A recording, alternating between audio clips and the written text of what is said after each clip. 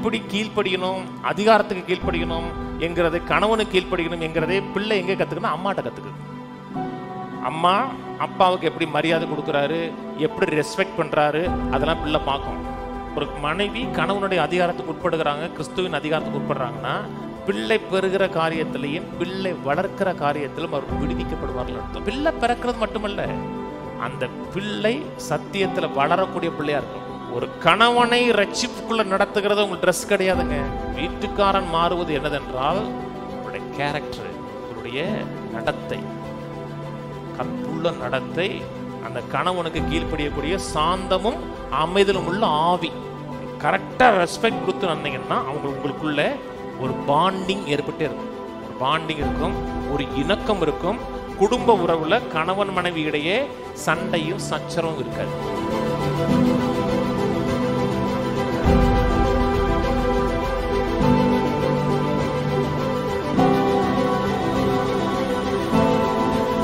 குடும்ப வளத்தை குறித்து பேசி வருகிறோம். குறிப்பாக கடந்த 2-3 வாரங்களாக ஒரு குடும்பத்தில் கணவனுடைய பங்கு என்ன, மனைவியுடைய பங்கு என்ன என்பதை குறித்து பேசி வருகிறோம். நம்ம எந்த ஒரு காரியத்தை கற்றுக்கொள்ள விரும்பினாலும் தேவனோட வார்த்தைக்கு போகணும். தேவனோட வார்த்தை தான் நமக்கு துல்லியமான அறிவை ஏற்படுத்தி கொடுக்கிறது. வார்த்தையை மதிக்கலை, வார்த்தையை மட்டமாக எண்ணுகிறோம் என்றால் இந்த வாழ்க்கையில் வெற்றி பெற முடியாது. வாழ்க்கைக்கு வேண்டிய எல்லா காரியங்களும் தேவனுடைய வார்த்தையிலிருந்து வருகிறது. ஒரு வார்த்தை ஒரு மனிதன் விதையை போல இருதயத்தில் வைத்து அதை காத்து கொள்ளுகிறான் என்றால் என்ன விதை விதைக்கப்படுகிறதோ விதைக்கேற்ற பலன் உனக்கு உண்டாக ஆரம்பிக்கும். அது உண்மையும் நன்மையுமாக காத்து நீர் பாய்ச்சுகிறான், பத்திரப்படுத்துகிறான் என்றால் அதற்கேற்ற பலன் உண்டாகும். நான் நல்ல ஒரு கணவனாக, நல்ல ஒரு தகப்பனாக இருக்க வேண்டும் என்றால் அதை குறித்து தேவனோட வார்த்தை என்ன சொல்லுகிறது என்பதை நான் படிக்கணும். அதுதான் என்னை ஓரளவுக்கு நல்ல கணவனாகவும் ஓரளவுக்கு நல்ல தகப்பனாக மாற்றி இருக்கிறது. த பர்ஃபெக்ட் ஃபாதராக மாறிட்டானு கேட்டால் கிடையாது.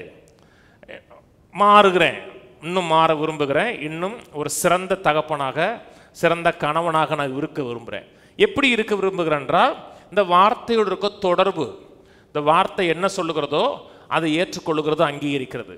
இன்னைக்கு கர்த்தருடைய கிருபையினாலே ஒரு பாஸ்டாக இருக்கிறேன்னு சொல்லலை, என்னுடைய மனசாட்சியின் அடிப்படையில் சொல்கிறேன், நல்ல பாஸ்டாக தான் இருக்கேன். நான் இது சும்மா பாஸ்டாக இருக்கேன்னு சொல்ல, நானும் பாஸ்டாக இருக்கேன் அப்படி சொல்லலை, என்னோடய மனசாட்சியத்தோடு சொல்கிறேன். நீங்கள் நல்லா இருக்குங்கிறது ரொம்ப நான் கவனமாக இருப்பேன். இதனால் எனக்கு என்ன லாபம் கிடைக்குதுன்னு நான் இது வரைக்கும் பார்த்ததே கிடையாது. நீங்கள் நல்லா இருக்கீங்களா, நீங்கள் நல்லா இல்லைன்னா உங்களுக்கு நான் ஏதாவது சொல்லிக் கொடுப்பேன். அதெல்லாம் என்னுடைய கவனம். அது எப்படி வந்துச்சுன்னா அந்த வார்த்தையிலிருந்து நான் பெற்ற அறிவு தான். எப்படி இருக்கணும், எப்படி ஊழியம் செய்யணும், அதன் அடிப்படையில் தான் வாழ்க்கை மாறுகிறது. அப்போ ஒரு கணவன் எப்படி இருக்கணும், ஒரு மனைவி எப்படி இருக்கணும் என்பதை எங்கே பார்க்க வேண்டும் என்றால் தேவனோட வார்த்தையில் தான் பார்க்கணும். இன்றைக்கு மனைவிமார்களை குறித்து பார்ப்போம். மனைவிமார்களை குறித்து வேதம் சொல்லும் பொழுது சப்மிஷனை குறித்து தான் வேதம் பிரதானமாக பேசுகிறது. கணவனுக்கு கீழ்ப்படுகிறதை குறித்து தான் வேதம் பிரதானமாக பேசுகிறது. கிறிஸ்துவுக்கு கீழ்ப்படுகிறது போல உங்கள் சொந்த புருஷருக்கு கீழ்ப்படிந்தீர்கள் வேதம் சொல்லுகிறது. வேதம் எவ்வாறு மனைவி கணவனுக்கு கீழ்ப்படிய வேண்டும் சொல்லக்கூடிய அதே வேதம் மற்ற கீழ்ப்படுதலை குறித்து வேதத்தில் நிறைய இடத்துல பேசுகிறது. கணவனுக்கு மனைவி கீழ்ப்படிங்கிறது மட்டும் சொல்லலை, பல இடத்துல பல்வேறு விதமான கீழ்ப்படிதலை குறித்து வேதம் பேசுகிறது. அதில் பார்த்தோம், பிதாவாகிய தேவனுக்கு கிறிஸ்து கீழ்ப்பட்டிருக்கிறான் வேதம் சொல்கிறது. பிதாவாகிய தேவன் என்ன சொன்னாரோ அதை அப்படியே செய்கிறார். அவருடைய இருதயத்திலையும் பிதாவாகிய தேவன் மேல் ஒரு மதிப்பு மரியாதை இருக்கிறது. அவர் என்ன சொன்னாரோ அதை அப்படியே செய்கிறார். சொல்லுகிறார், நான் சுயமாக ஒன்றும் செய்வது கிடையாது, என் பிதா செய்ய காண்கிறது எதுவோ அதை நான் செய்கிறேன். நான் சுயமாக பேசுகிறதும் கிடையாது, என் பிதா எதை பேச சொல்லுகிறாரோ அதை நான் பேசுகிறேங்கிறார். பிதாவுக்கு கம்ப்ளீட் ஒபீடியன்ஸ், பூரணமாக கிறிஸ்துவானவர் கீழ்ப்படுகிறார். அதே போல ஆவியானவர் கிறிஸ்துவின் செயலுக்கு கீழ்ப்படுகிறார். ஆவியானவர் தன்னை மைமைப்படுத்தல, கிறிஸ்துவை மைமைப்படுத்துகிறார். அப்போ தேவத்துவத்திலேயே காட்ஹெட்லேயே ஒரு ஆர்டர் இருக்கிறது, ஒரு கீழ்ப்படிதல் இருக்கிறது. பிதா குமாரன் பரிசுத்த ஆவி 3 பேருமே ஈக்குவல். இதில் இவர் பெரியவர் இவர் சின்னவர் அப்படி கிடையாது. 3 பேருமே சமமானவர்கள், சம அந்தஸ்து உள்ளவர்கள். பிதாவாகிய தேவனுக்கு கிறிஸ்துவானவர் கீழ்ப்படுகிறதுனால பிதாவை பார்க்கலும் கிறிஸ்து கீழானவர் கிடையாது. கிறிஸ்துவுக்கு ஆவியானவர் கீழ்ப்படுகிறதுனால கிறிஸ்துவை பார்க்கலும் ஆவியானவர் கீழானவர் கிடையாது. அதே போல கணவனுக்கு மனைவி கீழ்ப்படுகிறதுனால கணவனை பார்க்கலும் மனைவி கீழானவர்கள் கிடையாது. நான் சொன்னது புரியுதுங்களா? நிறைய மக்கள் நினைக்கிறாங்கன்னா அந்த கீழ்ப்படிதல்ங்கிற வார்த்தையை வெறுக்கிறாங்க. அது என்ன கீழ்ப்படிதல்? அன்றைக்கி ஒரு மேரேஜ் வாவு, அது ரியலாக நடந்த மாதிரி தான் தெரியுது. என்ன, அவர் அங்கி போட்டிருக்காரு, அந்த பொண்ணுகிட்ட வாவு எடுக்கிறாங்க, அந்த வாக்குறுதி எடுப்போம் இல்லையா, என்ன உமக்கு கீழ்ப்படிந்துங்கிற வார்த்தையை சொல்ல மாட்டேக்கா, அன்பு கூர்ந்துங்கிறா. இல்லைம்மா கீழ்ப்படிதல் இல்லை, அன்பு கூர்ந்துங்கிறாவ. நானா மைக்கை வச்சு ஒரே தலையை அடிச்சுட்டு சொல்லுன்றுவேன். கீழ்ப்படிதல்னு சொல்ல மாட்டேக்காங்கிற. அது என்ன கீழ்ப்படிதல்? மட்டம் நினைக்கிறாங்க. கீழ்ப்படிதல் மட்டம் கிடையாது. ஒரு நோக்கம் நிறைவேறுவதற்காக ஒருவருக்கொருவர் கீழ்ப்படுகிறோம். இந்த கீழ்ப்படிதல் குறித்து பேசும்போது இன்னொரு காரியம் சொன்னேன். கணவன் என்ன சொன்னாலும் கீழ்ப்படிதல்னு சொல்லலை. அப்படி வேதம் உங்களை அடிமையாக மாற்றலை. அதை பற்றி பேசும்போது ஒன்றுக்கு ஒரு காரியம் சொன்னேன். ஒரு கணவன் தனக்கு மேலே இருக்கிற அத்தாரிட்டிக்கு கீழ்ப்படியலை, கிறிஸ்துவின் அதிகாரத்துக்கு ஒரு கீழ்ப்படியலை, சபையின் அதிகாரத்துக்கு கீழ்ப்படியலைன்னா அந்த கணவன் சொல்கிற பேச்சுக்கு நீ கீழ்ப்படிய வேண்டிய அவசியம் கிடையாது. கீழ்ப்படிய வேண்டிய அவசியம் கிடையாது தான் சொன்ன தவிர மரியாதை கொடுக்கக்கூடாதுன்னு சொல்லலை. அவன் கிடைக்கான் புருஷன் அப்படி சொல்லக்கூடாது. அவன் சொல்லிட்டானாக்கும் அப்படி சொல்லக்கூடாது. இருதயத்தில் ரெஸ்பெக்டு. ஆனால் உங்களை நான் மதிக்கிறேன், மரியாதை கொடுக்குறேன். ஆனால் நீங்கள் சொல்கிறது உங்களுக்கு மேலே இருக்கிற ஸ்பிரிச்சுவல் அத்தாரிட்டிக்கு அது இணைஞ்சு போல, அதனால் நான் செய்ய மாட்டேன். ஆனால் அதனால் உங்களை நான் வெறுக்கிறேன், உங்களை மட்டம் தட்டேன்னு கிடையாது. இருதயத்தில் உங்களுக்கு கொடுக்கக்கூடிய மதிப்பு மரியாதைலாம் இருக்குது. ஏன்னா அந்த ஆர்டர் அடிப்படையில். இப்போ நான் சபையில் இருக்கிறேன், நான் வசனத்துக்கு புறம்பாக ஒரு காரியம் உங்களை செய்ய சொல்கிறேன்னா செய்யக்கூடாது. நீங்கள் பாஸ்டர் சொல்லிட்டாரு, அதெல்லாம் செய்யக்கூடாது. நான் சொல்லுகிறது வசனத்துக்கு விரோதமாக இருக்கிறது, தேவனுடைய வார்த்தைக்கு விரோதமாக இருக்குன்னா செய்யவே கூடாது. அதனால் ஒரு அதிகாரம் சரியாக இருக்க வேண்டுமென்றால் கணவன் கிறிஸ்துவுக்கு கீழ்ப்பட்டிருக்கணும். கிறிஸ்துவுக்கு கீழ்ப்பட்டிருக்கிற கணவனுக்கு மனைவி கீழ்ப்பட்டிருக்கணும். அவர் கிறிஸ்துவுக்கே கீழ்ப்படலை, கிறிஸ்துவின் வார்த்தைக்கு கீழ்ப்படலைன்னா அவருக்கு நீங்கள் கீழ்ப்பட வேண்டிய அவசியம் கிடையாது. அதாவது அவர் சொல்றதை அப்படியே செய்ய வேண்டிய அவசியம் கிடையாது. பைபிள் வாசிக்காத, அவர் இல்லாத நேரம் வாசிக்கேன். அவர் சொல்லிட்டாருங்க, என் வீட்டுக்காரர் சொல்லிட்டா நான் வாசிக்கேன், அப்படி இல்லை. அது மதியணும். உங்களுக்கும் தேவனுடைய உறவுக்கு நடுவில் வேறு யாருமே கிடையாது. இல்லை அவர் பைபிளை கிழிச்சு போட்டிருக்காரு. பைபிளை கிழிச்சு போட்டாருன்னா ஸ்மார்ட் ஃபோனில் பைபிள் வச்சுக்கோங்க. உள்ளே போய் பாத்ரூம் போகிற நேரத்தில் உட்காந்துட்டு அப்படியே படிங்க. ஃபஸ்ட்டு அங்கேயே படிங்க, எங்கேயே படிங்க. நல்லது உள்ளே போட்டோம், கெட்டது வெளியே போட்டோம்.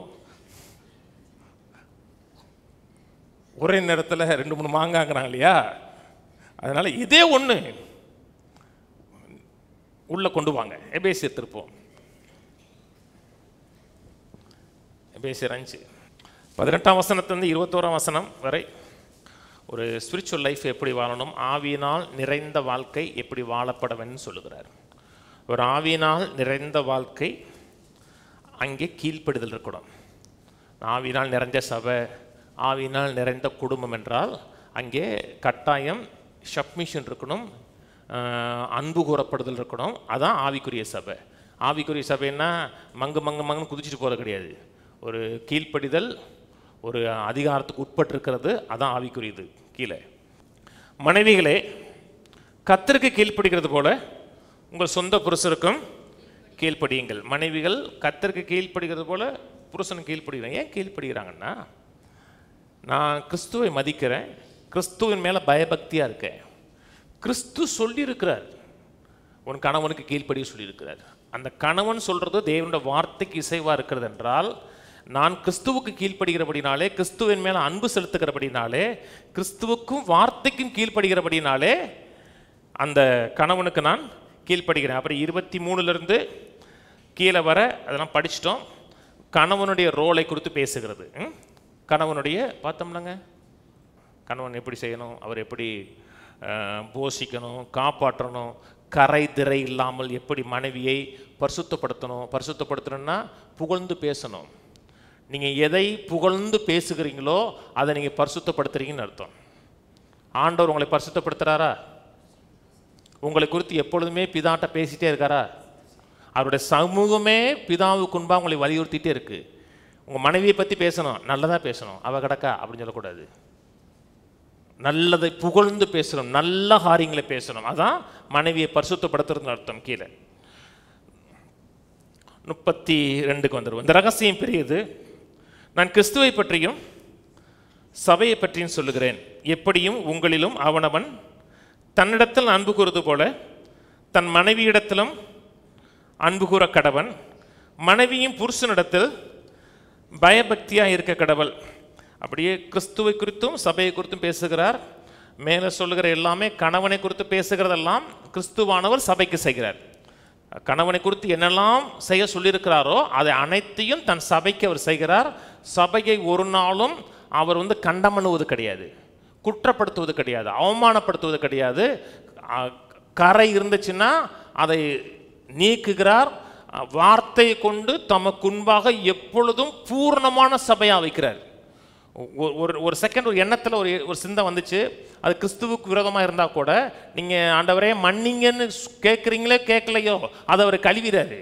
கழுவி அவருக்கு முன்பாக தங்களை பெர்ஃபெக்டாக எப்பொழுதுமே நிறுத்துறார். அதைத்தான் கணவன் மனைவிக்கு செய்யணும்னு சொல்கிறார். எப்படி சபை கிறிஸ்துவுக்கு கீழ்ப்படுகிறதோ அதே போல் மனைவி கணவனுக்கு கீழ்ப்படின்னு சொல்லிட்டு அப்படியே ஆவிக்குரிய காரியத்தை சொல்லிட்டு அப்படியே திரும்பி நேச்சுரல் காரியத்துக்கு வரார். எப்படியும் உங்களிலும் 33 எப்படியும் உங்களிலும் அவனவன் தன்னிடத்தில் அன்பு கூறுவது போல தன் மனைவியிடத்தில் அன்பு கூற கடவன். மனைவியும் புருஷனிடத்தில் பயபக்தியா இருக்க கடவுள் இருக்கு. பாண்டிங் ஏற்படணும். கணவன் மனைவி உறவு ஏற்படலை, ஒரு பிணைப்புள்ள குடும்பமாக இருக்கணும். ஒரே கூரைக்குள்ளே இருக்கலாம், ஆனால் அவங்களுக்குள்ள ஒரு பிணைப்பு இருக்காது. வருவாங்க போவாங்க சாப்பிடுவாங்க இருப்பாங்க. அன்றைக்கெலாம் ஒரு பையன்கிட்ட கேட்டேன், என்னடா மனைவிட்ட இருந்துச்சுன்னா ரொம்ப நாளாக பேசலை, இப்போ தான் லைட்டாக பேசிக்கிறேன்னா. அப்போன்னா அது ஃபேமிலி கிடையாது. ஒரு குடும்பத்தில் அங்கே ஒரு பாண்டிங் இருக்கணும், ஒரு இணைப்பு இருக்கணும். அதைத்தான் நல்ல குடும்பம்னு சொல்லுகிறோம். ஒரு மனைவியோடு உங்களுக்கு ஒரு பாண்டிங் ஏற்படணும், ஒரு இணைப்பு ஏற்பட வேண்டும் என்றால் மனைவியை கிறிஸ்து சபையை நேசிக்கிற போல நீங்கள் நேசிக்கணும். கிறிஸ்து சுயநலத்துக்காக நேசிக்கிறது கிடையாது. மனைவியை எப்படி கிறிஸ்து தன் உயிரை பார்க்கலும் அதிகமாக நேசிக்கிறாரோ அதே போல் ஒரு கணவன் தன் மனைவியை நேசிக்கிறார். என் கணவன் என்னை அளவு கடந்த விதத்தில் நேசிக்கிறாருங்கிற ஒரு உணர்வு வந்தால் தான் மனைவி உங்கள் மேலே ஒரு பாண்டிங் வருவாங்க. இல்லாட்ட ஒரு ஜடம் மாதிரி இருக்கும் லைஃபு. அவன் கிறிஸ்து சபையை நேசிக்கிற போல நேசிக்கணும், தன்னை நேசிக்கிற போல நேசிச்சான்னா ஒரு மனைவிக்கு ரொம்ப தேவை. அதெல்லாம் அடுத்த வாரம் பேசுவேன், அடுத்த வாரம் அதோட முடிப்பேன். நேசிக்கிறது முக்கியம். அநேக மக்கள் என்ன சொல்லணும், நான் எங்கே என் பொண்டாட்டி நேசிக்காமல் இருக்கேன், நான் இது நேசிக்கிறதுனால தான் காலை வேலைக்கு போகிறேன், கஷ்டப்பட்டு உழைக்கிறேன், மாடாக உழைச்சி எதுக்கு கொடுக்குறேன், என் பொண்டாட்டி மேலே வச்சுருக்கு நேசம் தானே. நீங்கள் சோறு போடுறதும் சேலை வாங்கி கொடுக்குறது நேசம் கிடையாதுங்க. கவர்மெண்ட்லேயே சோறு வாங்கி கொடுக்குறாங்க, 25 கிலோ கொடுக்குறாங்க, வருஷத்துக்கு 2 சேலை கொடுக்குறாங்க. அதனால் கவர்மெண்ட்டு உங்கள் மேலே அன்பாக இருக்குன்னு சொல்லலை. சேலை கொடுக்குறதும் அரிசி வாங்கி கொடுக்குறது இல்லைங்க. ஒரு மனைவிக்கு தேவையானது அன்புள்ள வார்த்தை, அஃபெக்ஷனேட் வார்த்தை, பாசமுள்ள வார்த்தை. அதான் அதில் தான் ஒரு கணவனோடு ஒரு மனைவிக்கு பாண்டிங் ஏற்படுகிறது. அதே போல் ஒரு கணவனுக்கு மனைவியோடு எங்கே பாண்டிங் ஏற்படுதுன்னா, உங்கள் மனைவி உங்களை பார்த்து என் செல்லம் இல்லை, என் கண்ணு குட்டி இல்லை, என் பொண்ணு குட்டி இல்லை, என் குண்டு குட்டி இல்லை, அதெல்லாம் அவனுக்கு வரவே வராது. அவனுக்கு தேவைன்னு ரெஸ்பெக்ட் பண்ணுறியா, நீ எனக்கு கொஞ்சம் அப்போ எனக்கு தேவையே கிடையாது. எனக்கு நீ என்னை எப்படி நேசிக்கிற, நீ என்னை எப்படி ரெஸ்பெக்ட் பண்ணுற. ஒரு மனைவிக்கு கணவன்கிட்ட எதிர்பார்க்கறது ரெஸ்பெக்ட் கிடையாது, வாங்க போங்க அதெல்லாம் தேவை கிடையாது. மனைவிக்கு தேவையானது வாடி போடி கூட சொல்லிக்கங்க, ஆனால் அன்பு காமிங்க அதில். ஆனால் கணவனுக்கு தேவையானது என்னவென்றால் செல்லமாக கொஞ்சுறது இல்லை. கணவனுக்கு தேவையானது அந்த பாண்டிங் எப்படி ஒன்றா ரெஸ்பெக்ட். என் மனைவி என்னை எப்படி ரெஸ்பெக்ட் பண்ணுறா, எப்படி மதிக்கிறா, 4 பேருக்கு முன்னாடி என்னை எப்படி தூக்கி உயர்த்தி காமிக்கிறா, அதில் தான் அங்கே தான் பாண்டிங் ஏற்படுகிறது. 2 ஆணோடு எப்படி பாண்டிங் ஏற்படும் தெரியுமா? ஒரு ஆணும் பழகிறான்னா அப்புறம் தான் அவன் ஒருத்தன் கழுவி ஊற்றுவான், அது அப்புறம். ஆனால் ஃப்ரெண்ட்ஸுக்குள்ள ஆனால் மெயினாக எப்போ பாண்டிங் ஏற்படும் தெரியுமா? ஒருத்தனை ரெஸ்பெக்ட் பண்ணுறது தான் ஆரம்பிக்கும். ஒரு ஆணுக்கு ரொம்ப முக்கியங்க, இந்த ஆம்பிளிஃபைடு பெல் போடுப்பா. ஆம்பிளிஃபைடு பைபிள் எழுதுனது ஒரு ஆம்பளை, அது லேடி கிடையாது. எப்படி அப்படி சொல்கிறீங்கன்னா, அவன் எழுதுனதை வச்சு நான் சொல்கிறேன். However, let each man of you without exception love his wife as being in a sense of his very own self. தன்னை நேசிக்கிறது போல எந்த விதமான எக்ஸெப்ஷன் இல்லாமல் மனைவி நேசிக்கிறான் அப்படி சொல்லிட்டு, and let the wife see that she respects and reverence her husband, that she notices him, regards him, honors him, prefers him, venerates him, and esteems him, and that she defers to him, praises him, and loves him, and admires him exceedingly. அங்கே சொல்லப்பட்டிருக்க பார்த்தீங்கன்னா, மனைவியும் புருஷனிடத்தில் பயபக்தியாக இருக்குன்னு போட்டிருக்கலாம். அந்த ஒரு வார்த்தை தான் அவர் எழுதுகிறார், 4 வரைக்கும் எழுதுகிறார். எப்படி எழுதுகிறாருன்னா, அவனை ரெஸ்பெக்ட் பண்ணணும், ரெவரன்ஸ் கொடுக்கணும். ரெவரன்ஸ்னால் பயபக்தியாக பார்க்கணும், அப்படியே சும்மா இல்லை, கடவுளை பார்க்குற மாதிரி பயபக்தியாக பார்க்கணும். அவனை கவனிக்க நோட்டீஸ் பண்ணணும், ரிகார்ட்ஸ் பண்ணணும், ஹானர் பண்ணணும், ப்ரிஃபர்ஸ் பண்ணணும், முன்னுரிமை கொடுக்கணும், வெனரேட்ஸ் எக்ஸ்டீம் பண்ணணும், அவனை புகழணும். அப்படி சொல்லி அவருக்கு என்ன பிரச்சனையும் தெரியல. ஆனால் இதெல்லாம் அதில் பொருந்தக்கூடியது தான். Praises him and loves him and admires him exceedingly. அவரை மேலே உயர்த்தி பேசணும். இதில் தான் ஒரு கணவனுடைய பாண்டு மனைவிக்கு ஏற்படுகிறது. பார்ப்போம், இந்த கீழ்ப்படிதலை குறித்து பார்ப்போம். 1 தீமோத்தேயு போவோம். ரொம்ப முக்கியங்க கீழ்ப்படிதல். மனைவி மட்டும் கீழ்ப்படிகளை, பிதாவாகிய தேவனுக்கு கிறிஸ்து கீழ்ப்படுகிறார், கிறிஸ்துவுக்கு கணவன் கீழ்ப்படுகிறார், கணவனுக்கு மனைவி கீழ்ப்படுகிறாங்க. அப்படி கீழ்ப்படுகிற கணவன் மனைவிக்கு பிள்ளைகள் கீழ்ப்படுகிறாங்க. இதுதான் ஸ்ட்ரக்சர். ஒரு பிள்ளை, சிறு பிள்ளை, ஒரு பெண் பிள்ளை, ஆண் பிள்ளையோ 5 வயசு 6 வயசு 7 வயசு வரை முழுக்க அம்மாவுடைய வளர்ப்பில் தான் வளருது, அப்பாவுடைய வளர்ப்பில் வளரலை. ஒரு 6-7 வயசு வரை அம்மாவுடைய முழு கவனிப்பில் தான் வளருது. அவங்க தான் அவங்கள போஷிக்கிறாங்க, எல்லாமே அவங்க தான் செய்கிறாங்க. அந்த நினைவு தெரிஞ்ச அந்த புத்தி வளரும் பார்த்தீங்களா, அந்த வளருகிற நேரத்தில் பிள்ளை வந்து அம்மாற்றம் தான் டாக்டரின் ஆஃப் சப்மிஷனையும் டாக்டரின் ஆஃப் ரெபல்லியனும் கற்றுக்குது. அதாவது கீழ்ப்படுகிறதையும் எதிர்த்து பேசுகிறதையும் பிள்ளை எங்கே கற்றுக்குதுன்னா அம்மாட்ட தான் கற்றுக்குது, அப்பாட்ட கற்றுக்கல. அப்பா வந்து எப்படி அவருக்கு மேலே இருக்கிற அதிகாரத்தை கீழ்ப்படுகிறார், வேலை ஸ்தலத்தில் இருக்க மேனேஜருக்கு எப்படி கீழ்ப்படுகிறார், அதன் அடிப்படையில் தான் மரியாதை குறித்து அப்பாட்ட கற்றுக்குது. எப்படி கீழ்ப்படியணும், அதிகாரத்துக்கு கீழ்ப்படியணும் என்கிறதை, கணவனுக்கு கீழ்ப்படியணும் என்கிறதே பிள்ளை எங்கே கற்றுக்கணும், அம்மாட்ட கற்றுக்குது. அம்மா அப்பாவுக்கு எப்படி மரியாதை கொடுக்குறாரு, எப்படி ரெஸ்பெக்ட் பண்ணுறாரு, அதெல்லாம் பிள்ளை பார்க்கும். பிள்ளை பார்க்கும்போது நாளைக்கு அந்த கணவன் எழும்பி அந்த வீட்டில் ஒரு அதிகாரம் செலுத்துவான் பார்த்தீங்களா, அப்போ வந்து மனைவி அந்த சிறு வயதிலே அந்த கண்களுக்கு முன்பாக அந்த பிள்ளை அம்மா அப்பாவுக்கு மரியாதை கொடுக்காத பார்க்கும் பொழுது, அந்த ஆண் வளர்ந்து அந்த குடும்பத்தில் அதிகாரம் செலுத்தும் போது அந்த பெண்ணோ பையனோ அப்பாவுடைய அதிகாரத்தை ஏற்றுக்கொள்ள மாட்டான், தட்டி விடுவான். ஏன்னா அவன் கண்ணில் பார்த்த பிக்சருங்கிறது வந்து ஒபீடியன்ஸ் பிக்சர் கிடையாது, ரிபல்லியஸ் பிக்சர். நான் சொன்னது புரியுதுங்களா? உங்கள் சந்ததிக்கு மட்டும் இல்லைங்க, நீங்கள் பின் சந்ததிக்கே ஒரு பாடத்தை சொல்லி கொடுக்குறீங்க. அப்பா அம்மா எப்போ பார்த்தாலும் பிள்ளைகளுக்கு மத்தியில் சண்டை போடுறாங்க, ஒரே கூக்குரலாக இருக்குன்னா அந்த பிள்ளை பாடம் கற்றுக்கும். இப்படித்தான் நடத்தணும் இருக்க, குடும்பம் நடத்தணும் இருக்குன்னு நினைக்கிறேன். ஆர்கியூ பண்ணலாம், சில சப்ஜெக்டை கொடுத்து ஆர்கியூ பண்ணலாம். ஆர்கியூ பண்ணுறது வேற, சண்டை போடுறது வேற. வாசிப்போம் 1 தீமோத்தேயு 2. 1 தீமோத்தேயு 2ஆம் அதிகாரத்திலேருந்து மேலே இருக்கிற அதிகாரம் உள்ளவர்களுக்கு ஜெபம் பண்ண சொல்கிறாரு. ராஜாக்களுக்கு, அதிகாரம் உள்ளவர்களுக்கு ஜெபம் பண்ணுங்க, அப்போ தான் ஒரு அமைதல் உள்ள ஒரு ஜீவனம் பண்ண முடியுங்கிறாரு. அப்புறம் தேவனுக்கும் மனுஷனுக்கு இடையே மஸ்தியசம் பண்ணுகிற கிறிஸ்துன்னு சொல்லுகிறாரு. 6ஆம் வசனம், எல்லாரையும் மீட்கும் பொருளாக தம்மை ஒப்பு கொடுத்த மனுஷனாகிய கிறிஸ்து அவரே, இதற்குரிய சாட்சி ஏற்ற காலங்களில் விளங்கி வருகிறது. எல்லாரையும் மீட்கும் பொருளாக கிறிஸ்து தன் ரத்தத்தை கொடுத்தார். நம்மையும் தேவனிடத்தில் இணைப்பதற்கு தன் விலையேற்பட்ட ரத்தத்தை சிந்தி இணைய முடியாத நம்மையும் தேவனையும் ஒன்றாக இணைத்தார். நம்மை யாருமே மீட்கலை, யாருமே நமக்கு ரத்தம் சிந்தலை. உபாகமம் 28 பார்த்தீங்கன்னா கடைசி வசனம் எப்படி முடியும்னா, உன்னை யாருமே மீட்க மாட்டாங்கன்னு இருக்கும். உன்னை யாருமே மீட்க மாட்டாங்க, அதான் சாபம். யாருமே மீட்க முடியாத நிலையில் இருந்த நம்மை கிறிஸ்து ஒரு ரேன்சம் கொடுத்து மீட்கும் பொருளாக தன் ரத்தத்தை சிந்தி நம்மை மீட்டு எடுத்திருக்கிறார் என்றால், நீங்களும் நானும் வாழ்நாள் முழுவதும் ஆண்டவருக்காக வாழணும். அதான் கர்த்தர் விரும்புகிறது.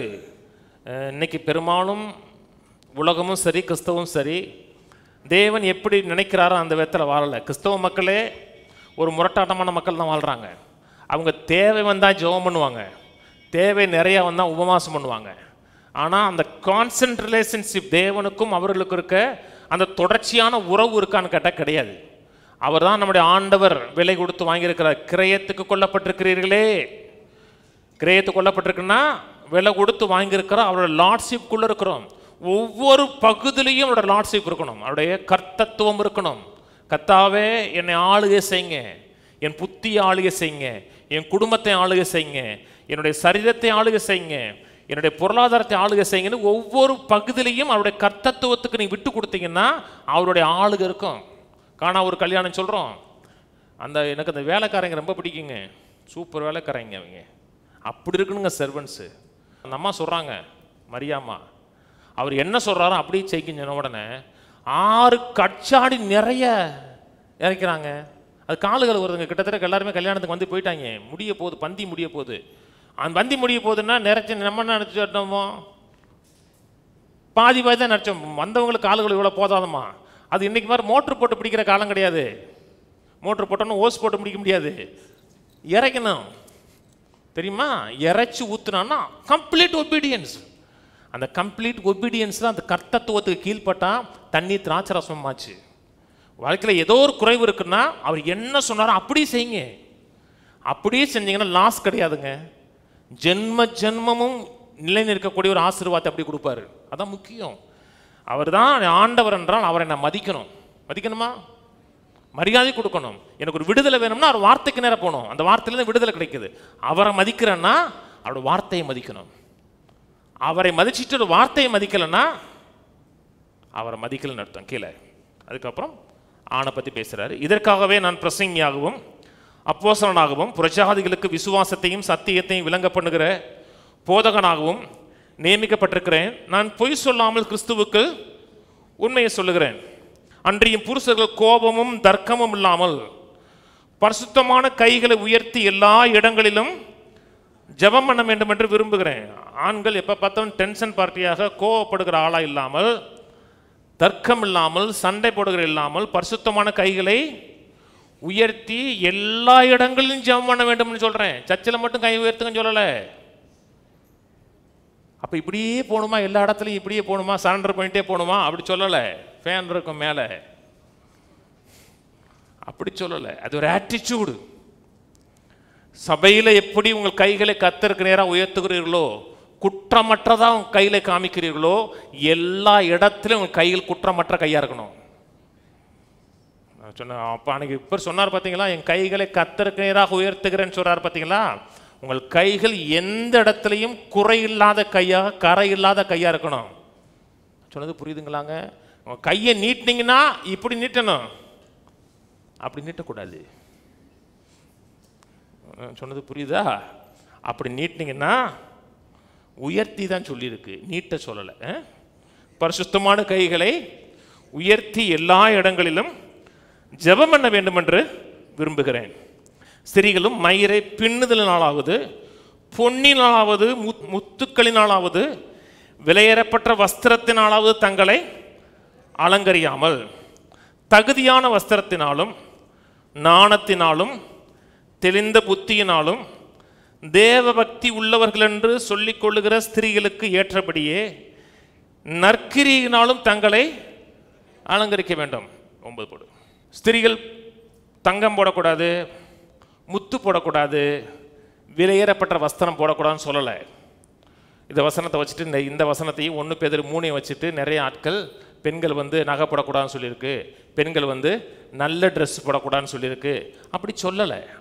அது எது முக்கியம்னா இதை பார்க்க இன்னொரு காரியம் முக்கியங்கிறார். இந்த பக்கம் அப்படி வச்சுக்கோங்க. நீதிமொழி 31 வாங்க.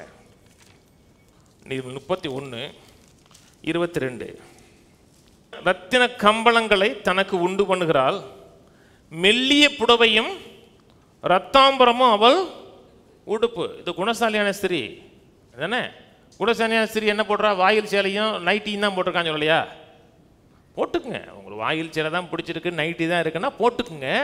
ஆனால் அதான் பரிசுத்தம் நினைக்காதீங்க. ட்ரெஸ்ஸில் பரிசுத்தம் இல்லை. நான் சொன்னது புரியுதுங்களாங்க? நீங்கள் நல்ல ட்ரெஸ் போட்டுக்குங்க, ரத்தாம்பரம் போட்டுக்குங்க சொல்லப்பட்டிருக்கு. மெல்லிய புடவையும் ரத்தாம்பரமும் அவளுடைய உடுப்பு. ட்ரெஸ்ஸை பற்றி சொல்லலை. அதை பார்க்கல ரொம்ப முக்கியமான சொல்கிறாரு. ஸ்திரீகளும் மயிரை பிணிதலாவது பொன்னினாலாவது முத்துக்களிலாவது விலையேறப்பட்ட வஸ்திரத்தினாலும் தங்களை அலங்கரியாமல் தகுதியான வஸ்திரத்தினாலும். நீங்கள் போட்டிருக்க ட்ரெஸ்லாம் கவனிங்க. நீங்கள் போட்டிருக்கிற ட்ரெஸ்ஸு உங்களுக்கு கணவனை ஹானர் பண்ணுறதா இருக்கணும்.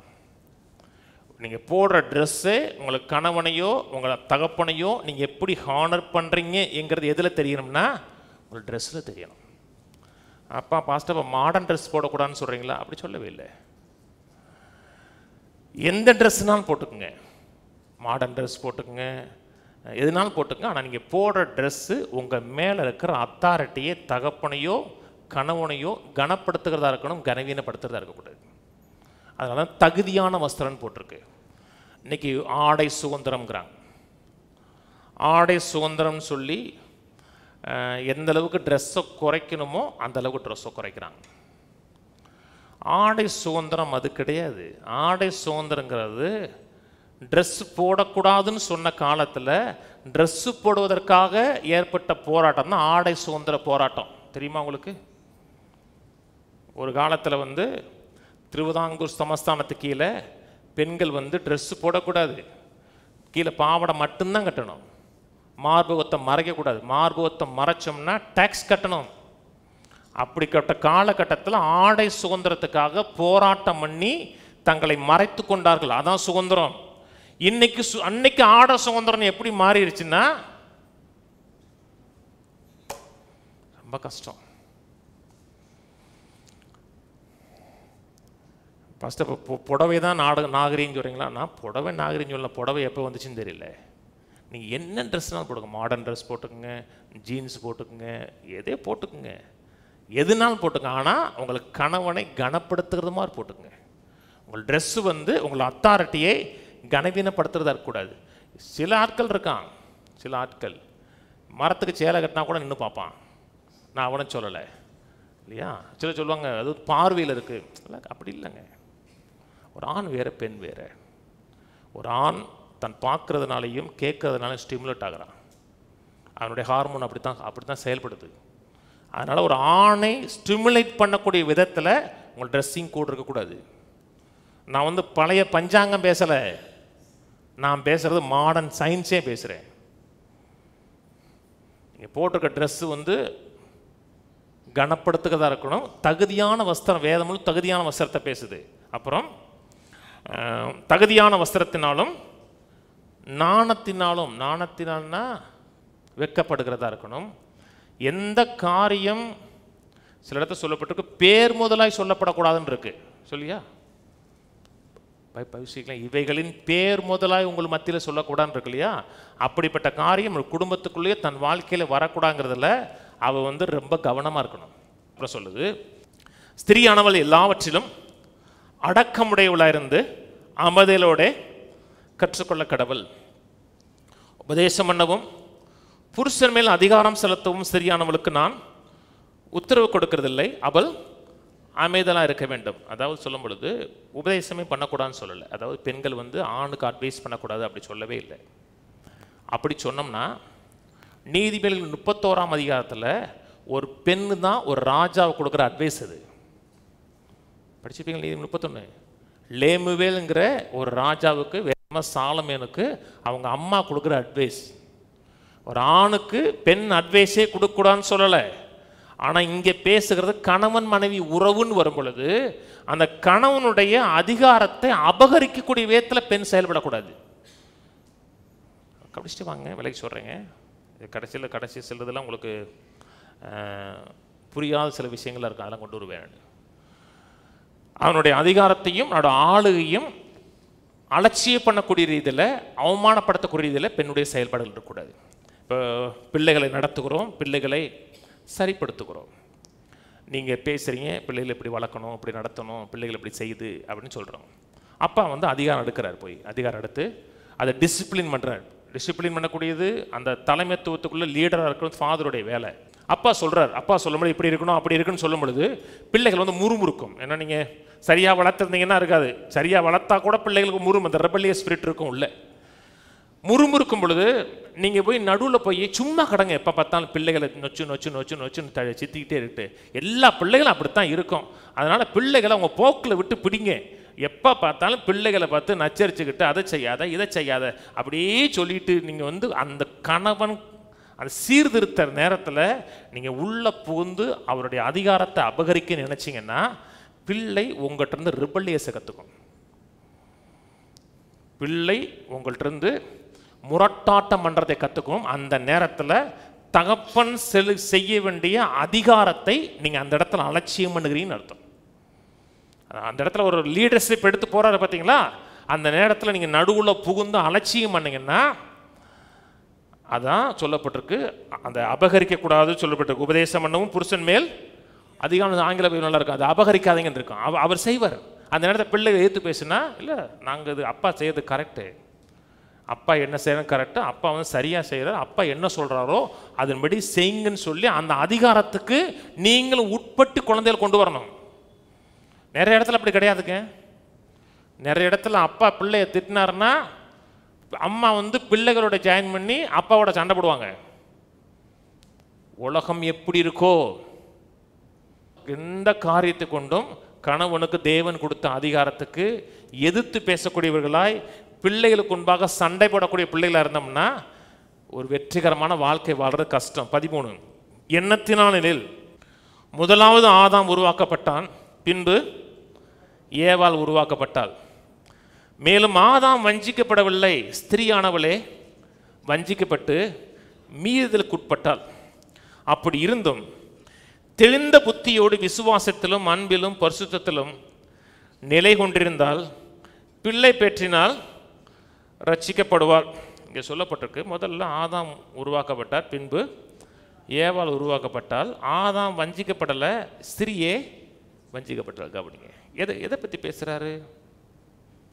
அதிகாரத்தை குறித்து பேசுகிறாரு, கீழ்ப்படிதலை குறித்து பேசுகிறார். பேசும்போது எங்கே கொண்டு போயிட்டாருன்னா ஆதாம் ஏவாளை குறித்து பேசுகிறார். ஒரு கணவன் மனைவி உறவுக்குள்ளே திரும்பி போகிறார். ஒரு பூர்ணமான தோட்டம், பூர்ணமான குடும்பம், பாவம் செய்யாத ஆண், பாவம் செய்யாத பெண், பாவமே இல்லாத ஒரு தோட்டத்தில் ஆண் வஞ்சிக்கப்படலை. ஆண் அங்கே என்ன நடக்குது என்பதை தெரிந்தே பாவத்துக்கு உட்பட்டான். நான் ஏற்கனவே ஒரு போதனை சொல்லியிருக்கேன். அன்னைக்கு ஆதாம் நினச்சிருந்தான் என்றால் ஏவாளை விட்டு விலகி இருக்கலாம். ஏன்னா அவள் தான் முதல்ல தேவ மகிமை அவளை விட்டு போகுது. ஆதாம் நினச்சிருந்தா செஞ்சுருக்கலாம். ஆனால் ஏவாளை மீட்பதற்கு ஒரே வழி என்னதென்றால் ஏவாளை போல் ஆதாம் மாறணும். சொன்னது புரியுங்களா? ஆணுடைய ஒரு விழா எலும்பை கத்தர் நெடுக்கலாம், ஒரு செல்லிருந்து கத்தர் உருவாக்கிடுவார். ஏவாளை மீட்க வேண்டும் என்றால் ஒரே வாய்ப்பு என்னன்னா ஆதாமுக்கு தன் மனைவி மூலம் மாறணும். அதே போல கிறிஸ்து செஞ்சார். நம்மை மீட்க வேண்டும் என்றால் ஒரே வழி நம்மை போல ஒரு மாறணும். நம்மை போல இறங்கி வந்தார், நம்மை போல மாறி மனுஷ சாயலாகி நம்மை மீட்டெடுத்தார். அதான் அவர் செஞ்சது. ஒரு வஞ்சிக்கப்படாத உலகம். நல்லா கவனிங்க, பெரும்பாலும் ஆண் வஞ்சிக்கப்படுறானா பெண் வஞ்சிக்கப்படுறான்னு கேட்டால் அதிகமாக வஞ்சிக்கப்படுகிறது என்னங்க? நான் வந்து ஏமாறுறது யாரு அதிகமாக? பெண்ணு தான். பெண்ணு எவ்வளோ பிரில்லியண்ட்டாக இருக்கட்டும், ஆனால் ஏமாறுறதில் ஒன்றா நம்பர் யாருன்னா பெண் தான் முதல்ல ஏமாறுவாங்க. ஏன்னா திரும்பி அந்த 1:11 வாங்க, மனசில் வச்சுங்க. அங்கே அதிகாரத்தை பற்றி பேசுகிறார், அந்த முக்காடு போகிறத பற்றி பேசுகிறார் இல்லையா? அங்கேயே அந்த அதிகாரத்தை பற்றி பேசும்பொழுது கிறிஸ்துவுக்கு பிதா தலையாக இருக்கிறாரு, கணவனுக்கு மனைவி தலையாக இல்லை. அப்படி இருந்தால் கஷ்டம். கணவனுக்கு கிறிஸ்து தலையாக இருக்கிறாரு, மனைவிக்கு கணவன் தலையாக இருக்கிற, பிள்ளைகளுக்கு பெட்ரோல் தலையாக இருக்குன்னு சொல்லிட்டு 10ஆம் வசனம் ஒரு காரியத்தை சொல்கிறாரு. அப்படி வச்சுங்க, இந்த பக்கம் வச்சுங்க. 1:11-10 ஆகையால் தூதர்கள் நிமித்தம் ஸ்திரீயானவள் தலையின் மேல் முக்காடிட்டு கொள்ள வேண்டும். இது முக்காடு மெயின் இஷ்யூ கிடையாது. அங்கே சொல்லப்படுற காரியம் என்ன? அந்த மேலே இருக்கிற தலைமைத்துவத்தை ஹானர் பண்ணணும். கொரிந்து சபையில் ஒரு பெண் முக்காடு போடலைன்னா அவனுக்கு கனவு இல்லைன்னு அர்த்தம்.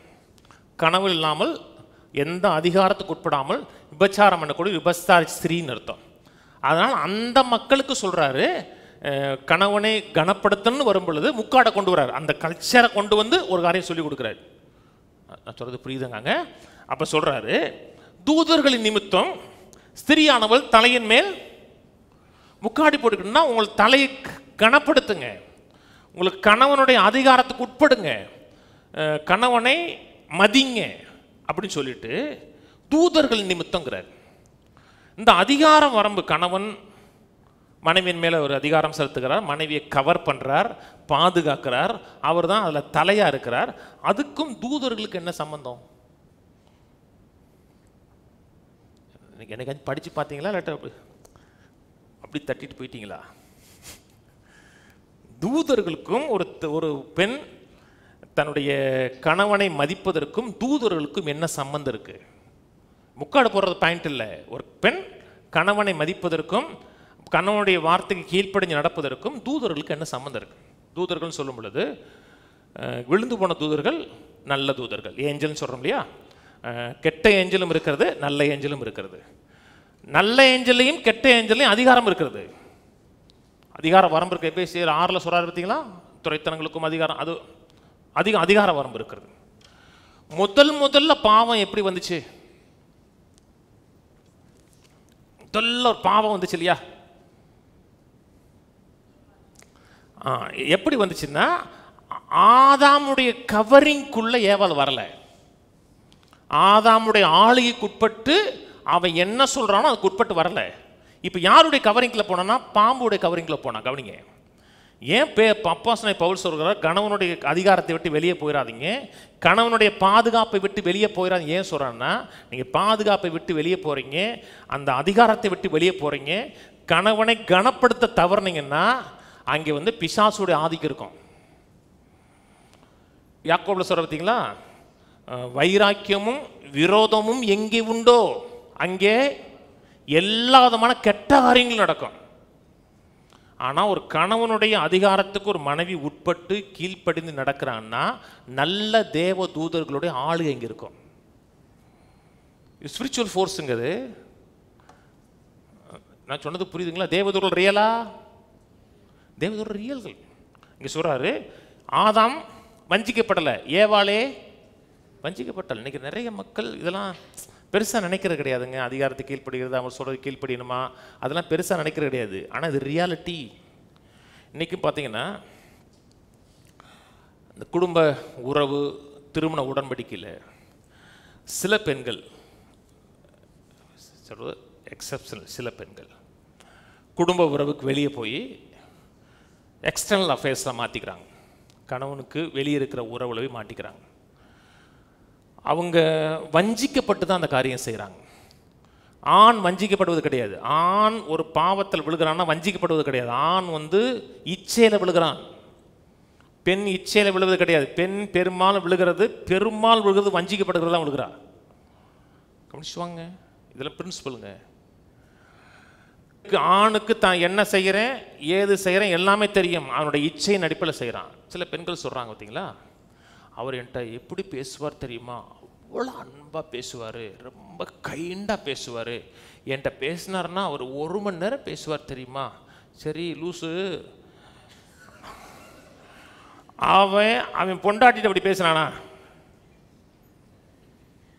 1 மணி நேரம் உன்ட்ட பேசினாங்கிறியே, அவன் என்னைக்காச்சும் ஓன்ட்ட பேசினவன் என் பொண்டாட்டிட்டு பேசினானா?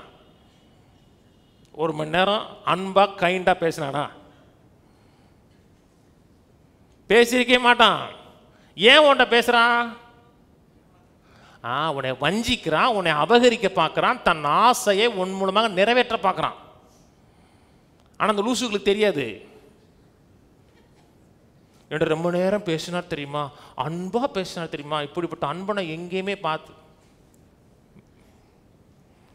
அதனால தான் சர்ச்சில் சொல்லித்தாரேன், அவன் பேசுகிறான்னா உன் மேலே அவன் அன்பு காமிக்கவே இல்லை. அவன் அப்படி பொண்டாடிட்ட 1 மணி நேரம் பேசுகிறான்னு கேட்க மாட்டான். ஃபோன் வந்து என்னவா எதுக்கு ஃபோன் பண்ணுற எப்போ அப்படிமா,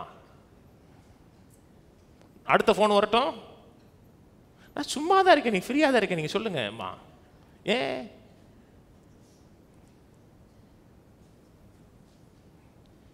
வஞ்சிக்கப்படுகிறது?